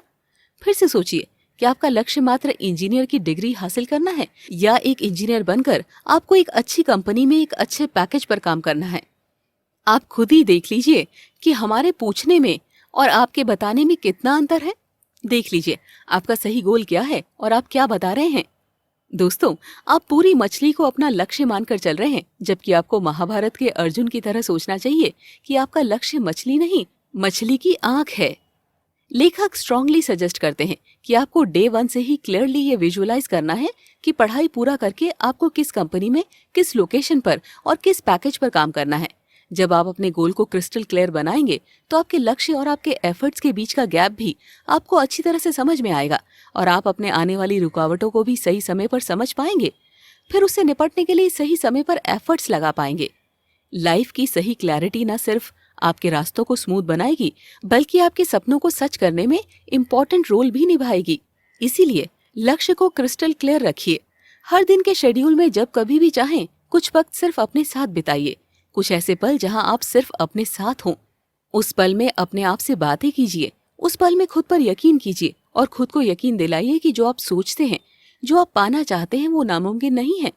इस पल में अपने साथ साथ भगवान को भी विश्वास दिलाइए कि अपनी इच्छाओं को पूरा करने के लिए आपका मन, आपकी आत्मा और आपके शरीर की पूरी एनर्जी अलाइंड है। सब मिलकर कोशिश कर रहे हैं, क्योंकि ये आपको भी पता है कि भगवान भी उसी को सहारा देता है जो अपना सहारा खुद बनते हैं। जहां पर भी कोई कंफ्यूजन हो या आप खुद ही नहीं समझ पा रहे हैं कि आप चाहते क्या हैं, तो आंखें बंद कीजिए, मेडिटेट कीजिए और भगवान से अपने सारे सवालों का जवाब मांगिए। जब आप आंखें खोलेंगे तो आपको एक अलग तरह का सुकून महसूस होगा। आपकी आंखों के सामने नए रास्ते खुल चुके होंगे। आपको शायद पता नहीं, भगवान से हमारा रिश्ता हर पल का होता है। वो हर वक्त हमारे आसपास होता है, सब कुछ देख रहा होता है, समझ रहा होता है, और हम भी अगर चाहें तो हर पल उसकी प्रेजेंस महसूस कर सकते हैं। आपको ये सच पता होना चाहिए कि अपनी आत्मा के कटघरे में खड़े होकर हम झूठ बोल ही नहीं सकते। अगर आपने अपने विशेष को पूरा करने के लिए अपनी पूरी ऊर्जा को अलाइन नहीं किया है, अपना 100% नहीं डाला और बस किस्मत पर उंगली उठा दिया है, ऊपर वाले को दोष दे दिया है, तो आपका मन आपको चेतावनी देगा कि आप झूठ बोल रहे हैं। आप स्वयं को ही यकीन नहीं दिला पा रहे हैं कि आपने सच्ची लगन से अपने सपनों को पूरा करने की कोशिश की है, तो आप भगवान को क्या यकीन दिला पाएंगे। अपने बिलीफ सिस्टम को मजबूत बनाने के लिए अपने एफर्ट्स को ट्रूथफुल रखना ही होता है। तभी लेखक का सुझाया आस्क, बिलीव एंड रिसीव का आइडिया वर्क करेगा, वरना ये काम नहीं करेगा। यहाँ तक पहुँचते पहुँचते कई सुनने वालों के मन में अभी भी यही बात उभर रही होगी कि ये क्या बात कर रहे हैं। कईयों ने तो ये भी सोचना शुरू कर दिया होगा कि विजुअलाइजेशन कोई नई बात तो है नहीं, हम ईश्वर के साथ बिलीफ सिस्टम बनाने के लिए मेडिटेशन तो कर ही रहे हैं, तो विजुअलाइजेशन की क्या जरूरत है। नहीं मेरे दोस्त, दोनों में फर्क है। मेडिटेशन वो सिचुएशन है जहां हम दिमाग से उथल पुथल करने वाली सोच को बाहर निकालकर दिमाग को शांत कर देते हैं और मन को क्लीन स्लेट बना देते हैं। मेडिटेशन भगवान के साथ हमारे बिलीफ सिस्टम को जोड़ती है, लेकिन उसे ये नहीं बता पाती कि हमें चाहिए क्या। इसीलिए जब मन शांत हो जाए, जब सोचने की क्षमता और कंसंट्रेशन डेवलप हो जाए, तब अपने सपनों पर काम करना शुरू कर दीजिए। खुद को और भगवान को ये बताना शुरू कर दीजिए कि आप चाहते क्या हैं। कंसंट्रेट होकर और शांत होकर बैठिए और अपने आप पर विश्वास करने से चीजों की शुरुआत कीजिए। लाइफ में एक सिंपल थ्योरी होती है कि हम अपनी लाइफ में जिस माइंडसेट को क्रिएट करते हैं, वो हमारी सारी एनर्जी को कंसंट्रेट करके एक मैग्नेट का काम करती है। इसके अलावा अपने डिवाइन पावर को बताने से पहले अपने आप को बार बार बताइए कि आप एक पॉजिटिव इंसान हैं, आपके अंदर पॉजिटिव एनर्जी है और आपको इस एनर्जी को ब्रह्मांड में घूमती सारी पॉजिटिव एनर्जी से मिलना है, क्योंकि ये आपके ड्रीम के मैनिफेस्टेशन के लिए बहुत जरूरी है। इसीलिए अपनी सारी शक्तियों को कंसंट्रेट कीजिए, अपने सबकॉन्शियस माइंड को एक्टिव कीजिए। इसके साथ अपने आप में एक सॉलिड सिस्टम बनाइए, अपने सबकॉन्शियस माइंड को ट्रेन कीजिए। लेखक का मानना है कि हमारा सबकॉन्शियस माइंड वर्ड से ज्यादा इमेज को जल्दी समझता है, इसीलिए लेखक मिरर पावर को यूज करने की बात कहता है। इस पावर को यूज करने में आपको ज्यादा मेहनत नहीं करनी पड़ेगी, क्योंकि हम में से हर इंसान सुबह सुबह मिरर के सामने खड़ा होकर अपना फिजिकल गेटअप को सुधारता ही है, खुद को मिरर में हर एंगल से देखता है। बस इसी समय अपने रिफ्लेक्शन से बातें करना शुरू कीजिए। सेल्फ इमेज को पॉजिटिव शब्दों में यकीन दिलाइए और कहिए, मैं बेस्ट हूँ, मैं विनर हूँ, मैं खुद से बहुत प्यार करता हूँ और लाइफ की सारी खुशियाँ डिजर्व करता हूँ। अपने सबकॉन्शियस माइंड को बार बार बताइए कि आप बेस्ट हैं, इसीलिए आपको बेस्ट ही मिलना चाहिए। फिर महसूस कीजिए कि आपका सिस्टम परफेक्ट हो रहा है, आपकी विशेस आपके बिलीफ सिस्टम को ट्रांसफर हो रही है। अब सिर्फ रिजल्ट का इंतजार कीजिए, मुस्कुराइए और फील कीजिए कि आपके मन से एनर्जी निकल रही है और ब्रह्मांड में घूमती सारी एनर्जी से मिल रही है। अब वो एनर्जी कंसंट्रेट हो चुकी है, आपकी खुशियों का पता पूछ रही है। उसे अपनी खुशियों का पता बताइए। विजुअलाइज कीजिए कि आपकी सारी चाहतें पूरी हो रही है, आप खुश हैं, बहुत खुश। फिर इस खुशी को अपनी बॉडी में, अपनी आत्मा में फील कीजिए। अपने सबकॉन्शियस माइंड को भी बताइए कि आप यही खुशी चाहते हैं। दोस्तों, इस तरह की फीलिंग आपके पूरे सिस्टम के लिए अलादीन के जिनी की तरह काम करेगा। आपका सबकॉन्शियस माइंड आपके सपनों को क्लियरली समझ पाएगा, आपकी खुशी को पहचान पाएगा और आपको उस खुशी से मिलाने के लिए अपनी सारी ताकत लगा देगा। लेकिन यहाँ पर भी हम सभी से एक गलती हो जाती है। दोस्तों, हम बार बार ये तो बताते रहते हैं कि हमें चाहिए क्या, लेकिन हम उस विश को डिटेलिंग नहीं देते, डिटेल डिस्क्रिप्शन नहीं देते। लेखक की यही सलाह है कि आप अपनी इच्छाओं को, अपने विशेस को एक क्लियर डिटेल्ड मेंटल फ्रेम में उतारकर ऊपर वाले को कोरियर करें। तभी तो उसे डिफरेंशिएट करने में आसानी होगी, समझने में आसानी होगी कि असल में आपको चाहिए क्या। जैसे अगर आपको इस समय एक परफेक्ट लाइफ पार्टनर की तलाश है तो अपनी आंखें बंद कीजिए, अपने मेंटल फ्रेम में एक परफेक्ट लाइफ पार्टनर की पिक्चर ड्रॉ कीजिए। हाइट कितनी होनी चाहिए, कॉम्प्लेक्शन कैसा होना चाहिए, आप अपने लाइफ पार्टनर के आंखों का रंग कैसा चाहते हैं, उसका नेचर कैसा होना चाहिए, और भी जो कुछ आप चाहते हैं डिटेल में लिखिए। यकीन मानिए, जब ये कोरियर भगवान के पास पहुंचेगा और वो इसे खोलेगा तो मुस्कुरा देगा, खुश हो जाएगा, क्योंकि आपने उनका काम आसान कर दिया है। अपने लाइफ पार्टनर के पिक्चर को इतनी बारीकी से ड्रॉ किया है कि उसे तो आपको अपने मनचाहे सोलमेट से मिलाने के लिए मेहनत ही नहीं करनी पड़ेगी। वो क्या करेगा, बस एक पर्टिकुलर सेक्शन में जाएगा, आपकी ख्वाहिश को मैच करेगा और आपकी विश पूरी कर देगा। देख लीजिए डिटेलिंग का फायदा, आपका काम जल्दी होगा। लाइफ में क्लियर विशेस एक कमांड की तरह काम करती है और रिजल्ट बहुत जल्दी और बहुत अच्छे आते हैं। दोस्तों, आप जिंदगी के हर क्षेत्र में अपने विशेस की क्लियर पिक्चर रखिए, डिटेलिंग कीजिए, फिर देखिए इसका जादू। दोस्तों, अगले एपिसोड में हम इस पर बातें करेंगे कि यूनिवर्स के इस जादू को अपनी तरफ खींचने के लिए हम क्या कर सकते हैं, और साथ ही इस बात पर भी फोकस करेंगे कि क्या करें कि हमें अपना मनचाहा जॉब, करियर, पैसा, स्टेटस, लाइफ पार्टनर मिल जाए और हम दुनिया के सबसे खुशकिस्मत इंसान बन जाएं। तो चलिए बढ़ते हैं अगले एपिसोड की ओर। सपनों को जीना सीखिए। दोस्तों, सबसे पहले लेखक के बताए एक सिचुएशन को विजुअलाइज कीजिए। अपनी आंखें बंद कीजिए और बंद आंखों के सामने एक सीन को क्रिएट करने की कोशिश कीजिए। सीन ये है कि आप उस बैंक के सामने खड़े हैं जिसमें आपका अकाउंट है या जिसमें आप अकाउंट खोलना चाहते हैं। क्या आपको आपका बैंक दिखाई दे रहा है? अब अपने मोबाइल पर आए मैसेज की आवाज सुनिए। मोबाइल उठाइए, मैसेज चेक कीजिए। मैसेज है कि आपके अकाउंट में आपकी मनचाही राशि जमा हो चुकी है। आप क्या करेंगे? आप खुशी से नाचने लगेंगे, क्योंकि आप अपने अकाउंट में इतनी रकम जमा होने का सपना देख रहे थे। इस खुशी को अपने अंदर तक महसूस कीजिए, यकीन कीजिए इस खुशी पर। फिर आंखें खोलिए। खुद से ये मत कहिए कि ये सपना था, बल्कि खुद से ये कहिए कि ये सपना एक ना एक दिन जरूर पूरा होगा। ये हम नहीं कह रहे हैं, ये तो लेखक कह रहे हैं। लेखक कहते हैं कि ये उनके लिए बहुत बड़ा जांचा परखा तरीका है। वे ये भी कहते हैं कि उनके कई स्टूडेंट्स इस बात को प्रूव कर चुके हैं। इसीलिए आप भी इसे सपना मत समझिए, बल्कि इस प्रोसेस को फॉलो करके अपनी इच्छाओं को पूरा होने का इंतजार कीजिए। दोस्तों, जब हम कोई इंटेंशन सेट करते हैं तो हम अपनी इच्छाओं और ब्रह्मांड की शक्तियों के बीच में एक ब्रिज बना देते हैं। इंटेंशन से हमारा यही मतलब होता है कि हम अपने सपनों को पूरा करने के लिए एक प्रॉपर प्लानिंग बना रहे हैं। लेकिन इस सपने और इसके पूरा होने के इंतजार के बीच में आपको एक बात नहीं करनी है। वो बात यह है कि ये कैसे होगा, ये मत पूछिए, क्योंकि इस कैसे की जिम्मेदारी तो भगवान ने अपने ऊपर ले रखी है। इस कैसे का ख्याल तो ऊपर वाला ही रखेगा और एक ना एक दिन आपके अकाउंट में आपकी मनचाही राशि जमा होगी ही। लेकिन साथ साथ आपको लेट गो की भी प्रैक्टिस करनी है, मतलब अपने रिजल्ट पर फोकस नहीं करना है। क्योंकि हम क्या करते हैं, तुरंत रिजल्ट की उम्मीद लगाकर बैठ जाते हैं और फिर अपने सपनों को इम्पॉसिबल कर देते हैं।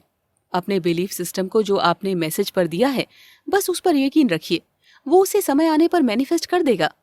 दोस्तों, पैसों के बारे में लेखक कहते हैं कि आपको, मुझको, हम सभी को बचपन से ही जीवन जीने के कुछ तरीके बताए जाते हैं। हम सभी के दिमाग में ये बात कूट कूट कर भरी जाती है कि हमें अपने जीवन में सादा जीवन, उच्च विचार की फिलॉसफी अपनानी चाहिए और हमें भी उच्च विचार वाली सोच से सहमत ही रहना है, क्योंकि उच्च विचार ही आप में इंसानियत के गुण भरते हैं और इंसानियत के गुणों के बिना कोई भी इंसान इंसान नहीं कहलाता। लेकिन क्या आपको नहीं लगता कि उच्च विचार का सादा जीवन से कोई खास रिश्ता नहीं है? पैसों की कमी इंसान की अपनी जिंदगी में ही दुखों का कारण बनती है, तो ऐसी स्थिति में वो दूसरों का कितना भला कर पाएगा? ये पुरानी समझाइश उस जमाने की थी जब जिंदगी में आपाधापी नहीं लगी थी, दुनिया एक रेस की तरह नहीं जीती थी। जिंदगी आज की छोटी छोटी खुशियों से ही खुश हो जाया करती थी।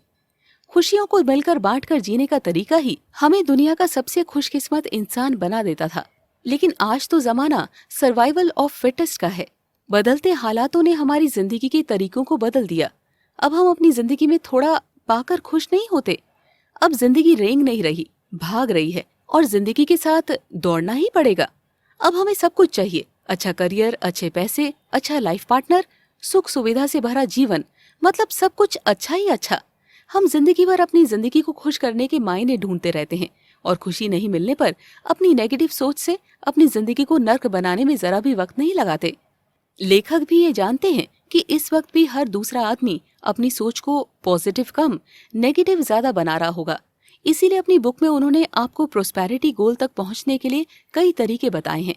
सही मायने में कहा जाए तो लेखक ने इस बुक को डिजाइन ही ऐसा किया है कि इसका एकमात्र फोकस जिंदगी के हर फील्ड में प्रोस्पेरिटी लाना है। लेखक कहते हैं कि हर व्यक्ति के दिमाग में पैसे को लेकर बहुत सारी गलत बातें भरी रहती है, जैसे पैसे के पीछे भागना दुनिया की सबसे बड़ी गलती है। अमीरी इंसान को घमंडी और स्वार्थी बना देती है। पैसा मिलने पर इंसान दूसरों को नीचे दिखाने लगता है, रिश्ते को पहचानना छोड़ देता है। लेखक ने जब मनी मैटर को डिस्कस करना शुरू किया है, उनका सबसे पहला सुझाव यही है कि अगर आपके दिमाग में भी ये पैसों के बारे में यही सब बातें भरी पड़ी है, तो सबसे पहले एक इरेजर लीजिए और अपने दिमाग के स्लेट से इन बातों को रगड़ रगड़ कर मिटाइए। ऐसी बातें वही लोग करते हैं जिनके लिए अंगूर ही खट्टे हैं, जिन्हें पैसे मिले ही नहीं, जिनके पास पैसे हैं ही नहीं, जिन्होंने अमीरी का स्वाद ही नहीं चखा, वे तो अमीरों को गलत समझेंगे ही।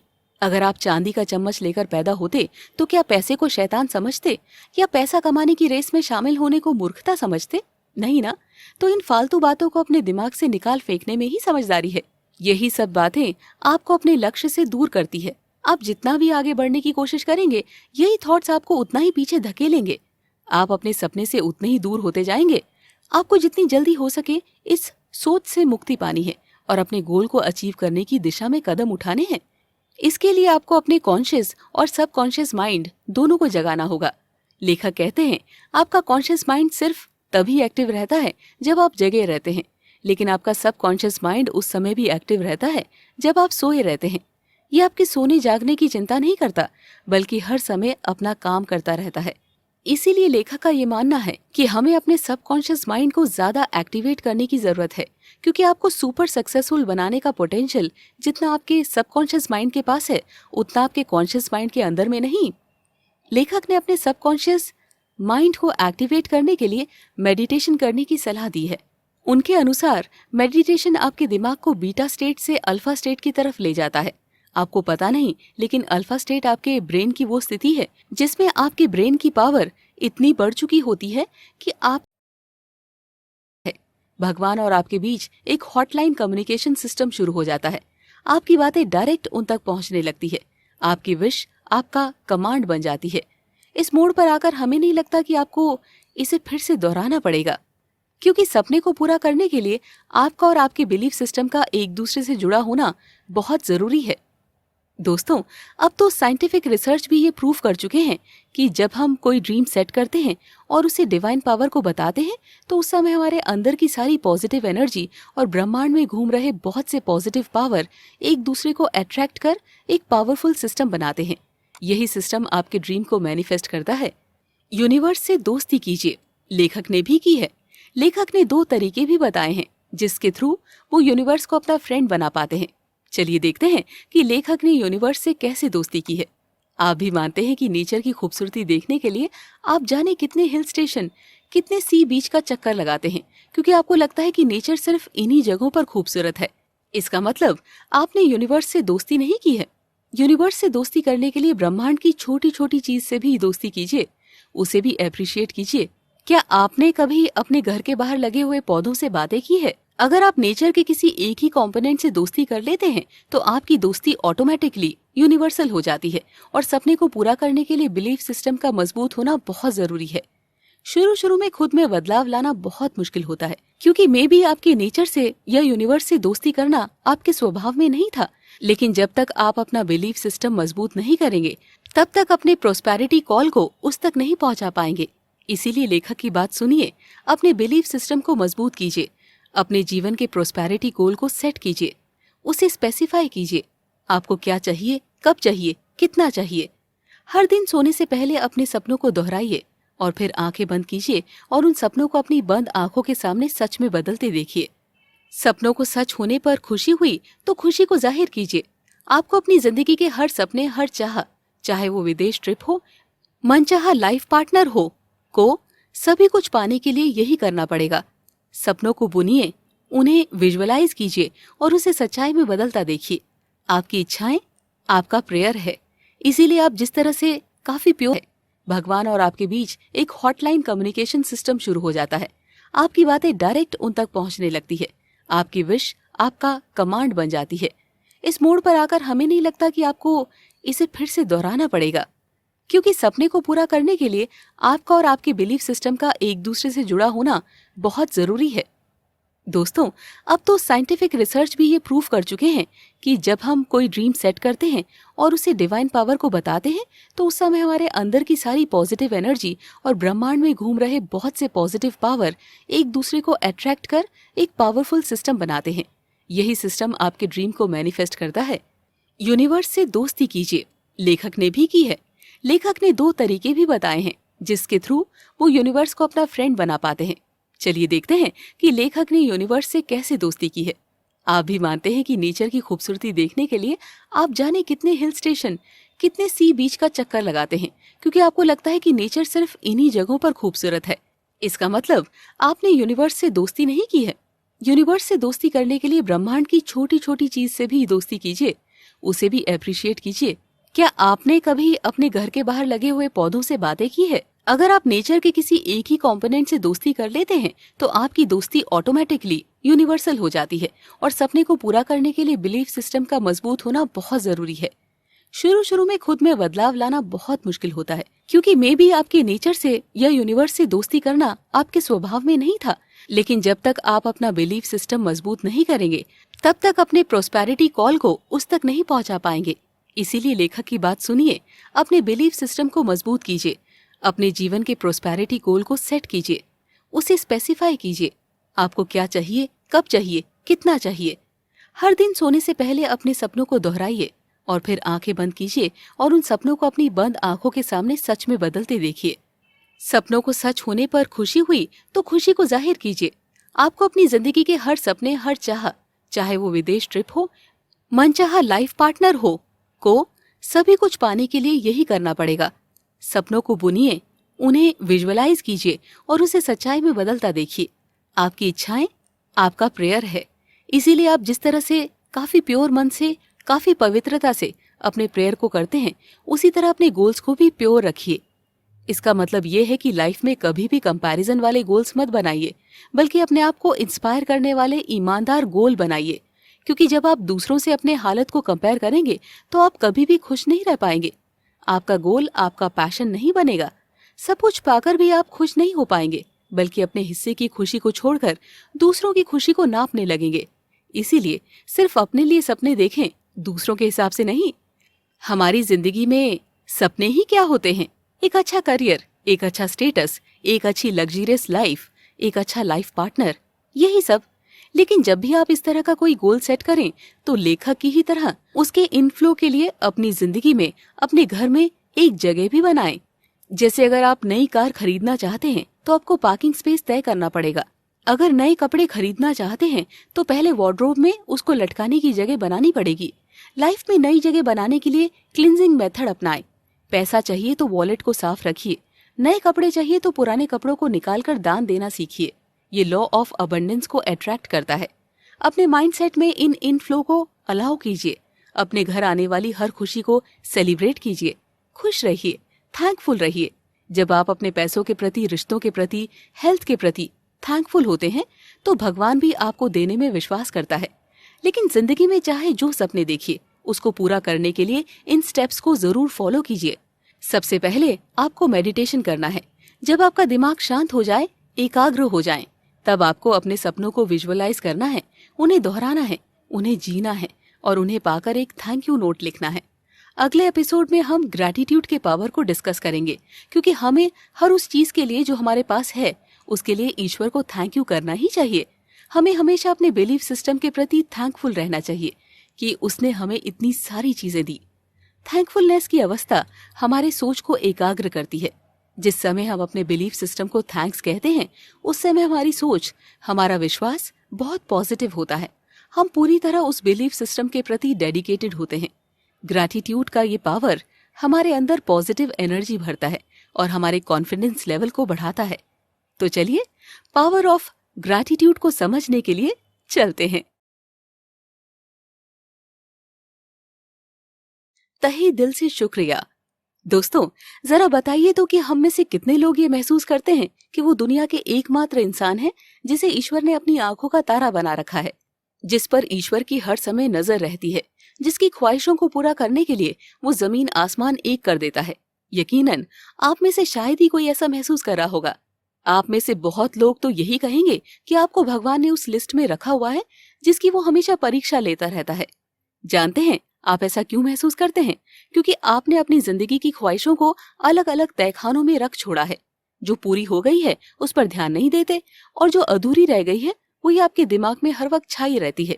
चलिए इसे कुछ दूसरी तरह से सोचते हैं। हमारे कुछ सवालों के छोटे छोटे जवाब देते जाइए। आपका करियर इस समय कैसा है? आपका जवाब है बहुत अच्छा। आपको जितना चाहिए था क्या उतना पैकेज मिल रहा है? शायद उसका भी जवाब है हाँ बिल्कुल। क्या आपके पास अपनी स्टेटस के अनुसार गाड़ी, बंगला सब कुछ है? यहाँ पर शायद आप कहेंगे अभी तो सब कुछ है, लेकिन अगर इससे ज्यादा मिल जाए तो क्या बात है? क्या आपका लाइफ पार्टनर आपका सोलमेट है? बिल्कुल है। मेरा लाइफ पार्टनर मेरी जिंदगी का वो चमकता सितारा है जिसके बिना मैं अपनी जिंदगी की कल्पना भी नहीं कर सकता। क्या आपका हेल्थ अच्छा है? ठीक ही है, कोई बड़ी बीमारी नहीं। क्या लोग आपको पसंद करते हैं? क्या जवाब दिया आपने? नहीं, क्योंकि आपको लगता है कि आप जिंदगी में सफल हैं, इसीलिए लोग आपको पसंद नहीं करते। वो आपकी पर्सनालिटी में, कैरेक्टर में गलतियां ढूंढते हैं, आपको घमंडी कहते हैं। अभी आपकी चाहतों की लिस्ट में नंबर 1 चाहत क्या है?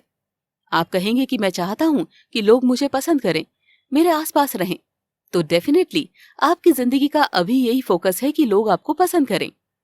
अब चलिए लेखक के पॉइंट ऑफ व्यू से इस पूरे सिनेरियो को सम अप करते हैं। आपकी जिंदगी का हर तहखाना बेस्ट है, ब्लेस्ड है, लेकिन आप क्या कर रहे हैं? उन खुशियों के लिए भगवान को शुक्रिया करने की बजाय आप उस तहखाने में उलझे पड़े हैं जो परफेक्ट नहीं है। आपकी जिंदगी की सुई उसी एक जगह पर अटकी हुई है जो आपके हिसाब से परफेक्ट नहीं है। लेखक का कंक्लूजन ये है कि हम इसी को सुधारने की कोशिश में अपनी पूरी एनर्जी लगा देते हैं, फिर झुंझलाते रहते हैं, चिड़चिड़ाते रहते हैं, फिर ऊपर वाले पर भी दोष देते रहते हैं। किसी एक चीज के लिए खुद को बदकिस्मत कहने से भी पीछे नहीं रहते। जब आप अपने आसपास नजर घुमाकर देखेंगे तो पाएंगे कि लोग हमारे चारों ओर कमोबेश सभी इसी तरह से जी रहे हैं। कोई पूरी तरह से खुश नहीं है, क्योंकि सभी किसी न किसी कमजोर हिस्से में अटके हुए हैं। सभी यही सोच रहे हैं कि मैं इतना बदकिस्मत क्यों हूँ, मुझे मिला ही क्या है। ऐसा आप में से कोई भी जानबूझकर नहीं करता, बल्कि सच्चाई तो यह है कि हम सभी ऐसे ही माइंडसेट में जीते हैं जिसमें हम अपने टूटे हुए ख्वाबों और नाकामियों के इर्द गिर्द ही जिंदगी का ताना बाना बुन देते हैं। एक पल भी गंवाए बिना अपनी किस्मत और यहाँ तक कि ईश्वर को भी दोष दे देते हैं। क्यों, आखिर क्यों हम खुश होने की वजह नहीं तलाशते? जब आप किसी ख्वाहिश के अधूरे रह जाने की शिकायत करते हैं तो आप अपने आसपास एक नेगेटिव एनर्जी के सेंटर को क्रिएट कर लेते हैं। ये सेंटर इतना पावरफुल होता है कि आपकी खुशियों को आपसे बहुत दूर धकेलना शुरू कर देता है। आपको बता दें कि कंप्लेन आपके सपोर्ट सिस्टम को वीक कर देते हैं। आपका किया गया हर कंप्लेन आपकी किसी न किसी खुशी का दरवाजा लॉक कर देता है। लेखक ने आपको एक सिचुएशन इमेजिन करने को कहा है। मान लो आप रोज रोज ये शिकायत कर रहे हैं कि आपके पास पैसे नहीं है, आप हेल्दी नहीं हैं, आपके करियर में कोई ग्रोथ नहीं हो रहा है, तो इसका मतलब है कि जितना आपके पास है उसे आप रिस्पेक्ट नहीं दे रहे हैं। बचपन में तो आपने न्यूटन का थर्ड लॉ पढ़ा था ना, every action has equal and opposite reaction. जब आप करियर, मनी, हेल्थ, किसी के लिए भी लॉ ऑफ अट्रैक्शन नहीं क्रिएट कर रहे हैं तो रिएक्शन होना तय है, वो भी बराबर का। जब आप जितना है उसे रिस्पेक्ट नहीं दे रहे हैं तो पैसे, हेल्थ, करियर की तरफ से भी इसी तरह का एक रिएक्शन आएगा। वहां से भी आपको कोई रिस्पेक्ट नहीं मिलेगा, आपके लिए कोई पॉजिटिव वाइब्रेशन नहीं आएगा, क्योंकि आपका ग्रो करना उसके साथ गिव एंड टेक के रिश्ते में बंधा है। इसे इस तरह से समझिए, जब आप जिंदगी में किसी इंसान की रिस्पेक्ट नहीं करते, बार बार उसकी शिकायतें करते हैं, तो धीरे धीरे वो इंसान आपकी जिंदगी से निकल जाता है।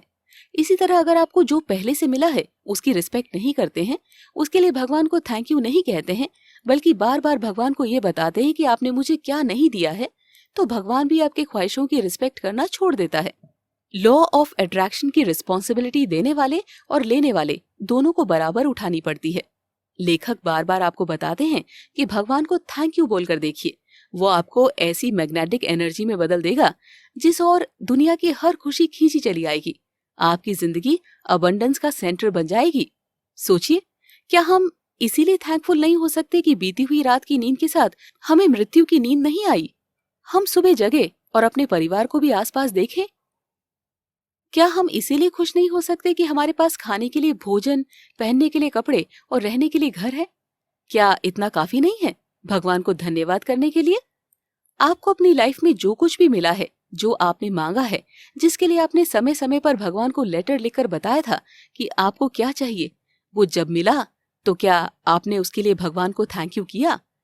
आप माने या ना माने, जब आपको कुछ मांगना था, कुछ पाना था, तो आपने भगवान को बार बार याद दिलाया, बार बार, हजारों बार, लाखों बार। लेकिन जब आपको कुछ मिल गया तो आप थैंक्स कहना भूल गए। आपने ग्रैटिट्यूड की प्रैक्टिस ही नहीं की।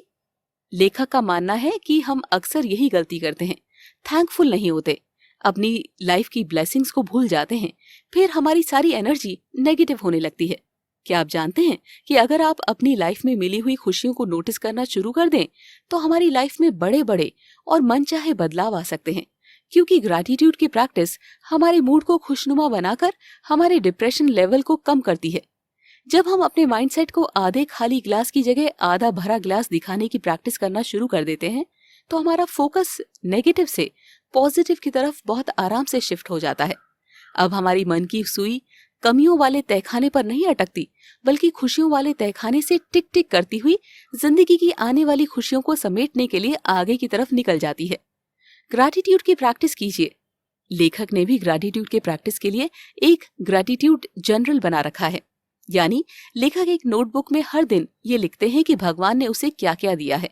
फिर वो उसके लिए भगवान को एक थैंक यू नोट लिखते हैं और तहे दिल से शुक्रिया अदा करते हैं, क्योंकि उनको भी पता है कि धन्यवाद के इस शब्द का वाइब्रेशन उनके बिलीफ सिस्टम को और स्ट्रॉन्ग करेगा, उनके शरीर, दिमाग और आत्मा को अलाइन करेगा और जिंदगी के बारे में उसका नजरिया और भी पॉजिटिव करेगा। जब आप छोटी छोटी बातों के लिए भी ईश्वर को धन्यवाद करना शुरू करेंगे, तब आप पाएंगे कि आपका कनेक्शन आपके बिलीफ सिस्टम से मजबूती से जुड़ रहा है। पहले आप जिन चीजों को टेकन फॉर ग्रांटेड लेते थे, उसके लिए ज्यादा एफर्ट नहीं लगाते थे। अब आप उन चीजों का इंपॉर्टेंस समझने लगे हैं। अब आपको पता है कि ईश्वर ने आपको क्या क्या दिया है। लेखक की थ्योरी है कि ईश्वर को दिया हुआ हर थैंक यू आपकी जिंदगी में लॉ ऑफ अट्रैक्शन को बहुत ही ज्यादा मजबूत करता है। आप अबंडेंस को अट्रैक्ट करते हैं, आपका करियर, हेल्थ, मनी सब कुछ ग्रो करने लगता है। पॉजिटिव एनर्जी आपकी आदत बन जाते हैं, आपका कॉन्फिडेंस लेवल बढ़ने लगता है। आप अपने पास्ट को भूलकर मजबूती से प्रेजेंट में जीने लगते हैं और फ्यूचर की सोचकर अपने आप को टॉर्चर नहीं करते। ईश्वर के प्रति ग्रैटिट्यूड आपके दिमाग को शांत करता है और दिल को खुशियों से भर देता है। थैंक यू हमारी लाइफ से नॉट इनफ के थॉट को दूर करके हमें एक नई सोच के साथ जीना सिखाता है कि हमारे पास सब कुछ है और जो कुछ नहीं मिला है वो देने में भगवान देर नहीं लगाएगा। हम बेस्ट हैं, इसीलिए हमें बेस्ट ही मिलेगा। हमें थोड़ा इंतजार करना पड़ेगा तो यही सही, क्योंकि हमें मालूम है कि रिजल्ट इम्पॉसिबल नहीं है। हमें अपनी बॉडी की एक एक सेल को ये महसूस करवाना है कि हमारे चारों तरफ सब कुछ अबंडेंस है। हमें जो मिला है उसकी रिस्पेक्ट करनी है, उसके लिए भगवान को थैंक यू बोलना है और जो मिलने वाला है उसका विश्वास के साथ इंतजार करना है, तो हम इम्पॉसिबल को भी पॉसिबल बना सकते हैं। हमें अपनी लाइफ को सक्सेसफुल और कंप्लीट बनाने के लिए हर वक्त पॉजिटिव एनर्जी की जरूरत है, जो हमारे रास्ते के हर रुकावट को दूर करे। और ये पॉजिटिव एनर्जी हमें भगवान को थैंक यू बोलकर ही मिल सकती है। इसीलिए भगवान को थैंक यू कहने में शर्म कैसी, झिझक कैसी। दिन भर में हम न जाने कितनी बार कितने ही लोगों के उनके छोटे छोटे कामों के लिए भी थैंक यू करते हैं। चाहे किसी ने आपको एक कप चाय ऑफर कर दी हो या आपको अपना पेन ही पकड़ा दिया हो। लेखक की नजर में आप ऐसा इसीलिए करते हैं क्योंकि बचपन से हमें सिखाया जाता है कि जो इंसान आपकी मदद करे उसे थैंक यू बोलिए। इसीलिए हम भी धन्यवाद बोलकर दुनिया को ये बताते हैं कि हमारा एटिकेट कितना अच्छा है, हम कितनी कल्चर्ड हैं। हम इस लिस्ट में हर उस इंसान को शामिल करते हैं जो हमें डायरेक्टली मदद करता दिखाई देता है, लेकिन लिस्ट में भगवान को शामिल करना भूल जाते हैं। यकीन मानिए, आप उसी समय भगवान को महसूस करना भी भूल जाते हैं और यही समय भगवान से आपके कनेक्शन को थोड़ा वीक कर देता है। अगर आप अपनी जिंदगी में यही गलती बार बार दोहराते हैं तो ये कनेक्शन वीक होता होता धीरे धीरे कट भी जाता है। हमें किसी को भी बार बार ये याद दिलाने की जरूरत नहीं है कि भगवान से अगर कनेक्शन कट जाए तो आपकी जिंदगी कभी भी कंप्लीट नहीं हो सकती। आप थैंक यू बोलना भूले भी तो किसको? उस भगवान को जिसने आपको इस दुनिया में भेजकर आपके लिए न जाने क्या क्या दिया है, न जाने कब कब आपकी बिना मांगे भी मदद की है। कहते हैं कि उस सर्वशक्तिमान ईश्वर की मर्जी के बिना ब्रह्मांड यानी यूनिवर्स में एक पत्ता भी नहीं हिल सकता, और हम उस ईश्वर को थैंक यू करना भूल जाते हैं। ईश्वर कहते हैं कि आपको एक और खूबसूरत दिन के लिए भगवान को धन्यवाद देने का मौका कभी नहीं चूकना चाहिए। थैंक यू का एक छोटा सा नोट तो दुश्मन को भी दोस्त बना देता है। जब हम इस छोटे से शब्द की पावर और वाइब्रेशन को अच्छी तरह जानते हैं तो भगवान के लिए इसे क्यों नहीं यूज करते। चलिए हम भी चलते हैं लेखक की ही तरह भगवान को थैंक यू नोट लिखने। हे ईश्वर, हर एक मुस्कुराहट के लिए और जिंदगी में बिताए हर खुशी भरे पल के लिए, जिंदगी के हर सुख के लिए, एक अच्छे परिवार, अच्छे दोस्तों के लिए, हर मुसीबत में मेरा हाथ थाम कर सही रास्ता दिखाने के लिए, मेरे लिए हर उस जगह पर मौजूद होने के लिए जब मुझे पता भी नहीं था लेकिन मुझे आपकी जरूरत थी, और इससे ऊपर मुझे ये जीवन देने के लिए मैं आपके प्रति आभार व्यक्त करता हूँ। मैं आपको थैंक यू करता हूँ। आप ही मेरे जीवन की रोशनी हैं। मैं मन की गहराइयों से आपका आभारी हूँ। Thank you my dear God, you are the light within my darkness. इस थैंक यू नोट को रोज दिल से दोहराइए और लेखक की ही तरह आपके जीवन को कंप्लीट कीजिए। इसी के साथ हमारी ये महत्वपूर्ण नॉलेजफुल बुक समरी खत्म होती है। उम्मीद करते हैं कि आपको हमारी ये पेशकश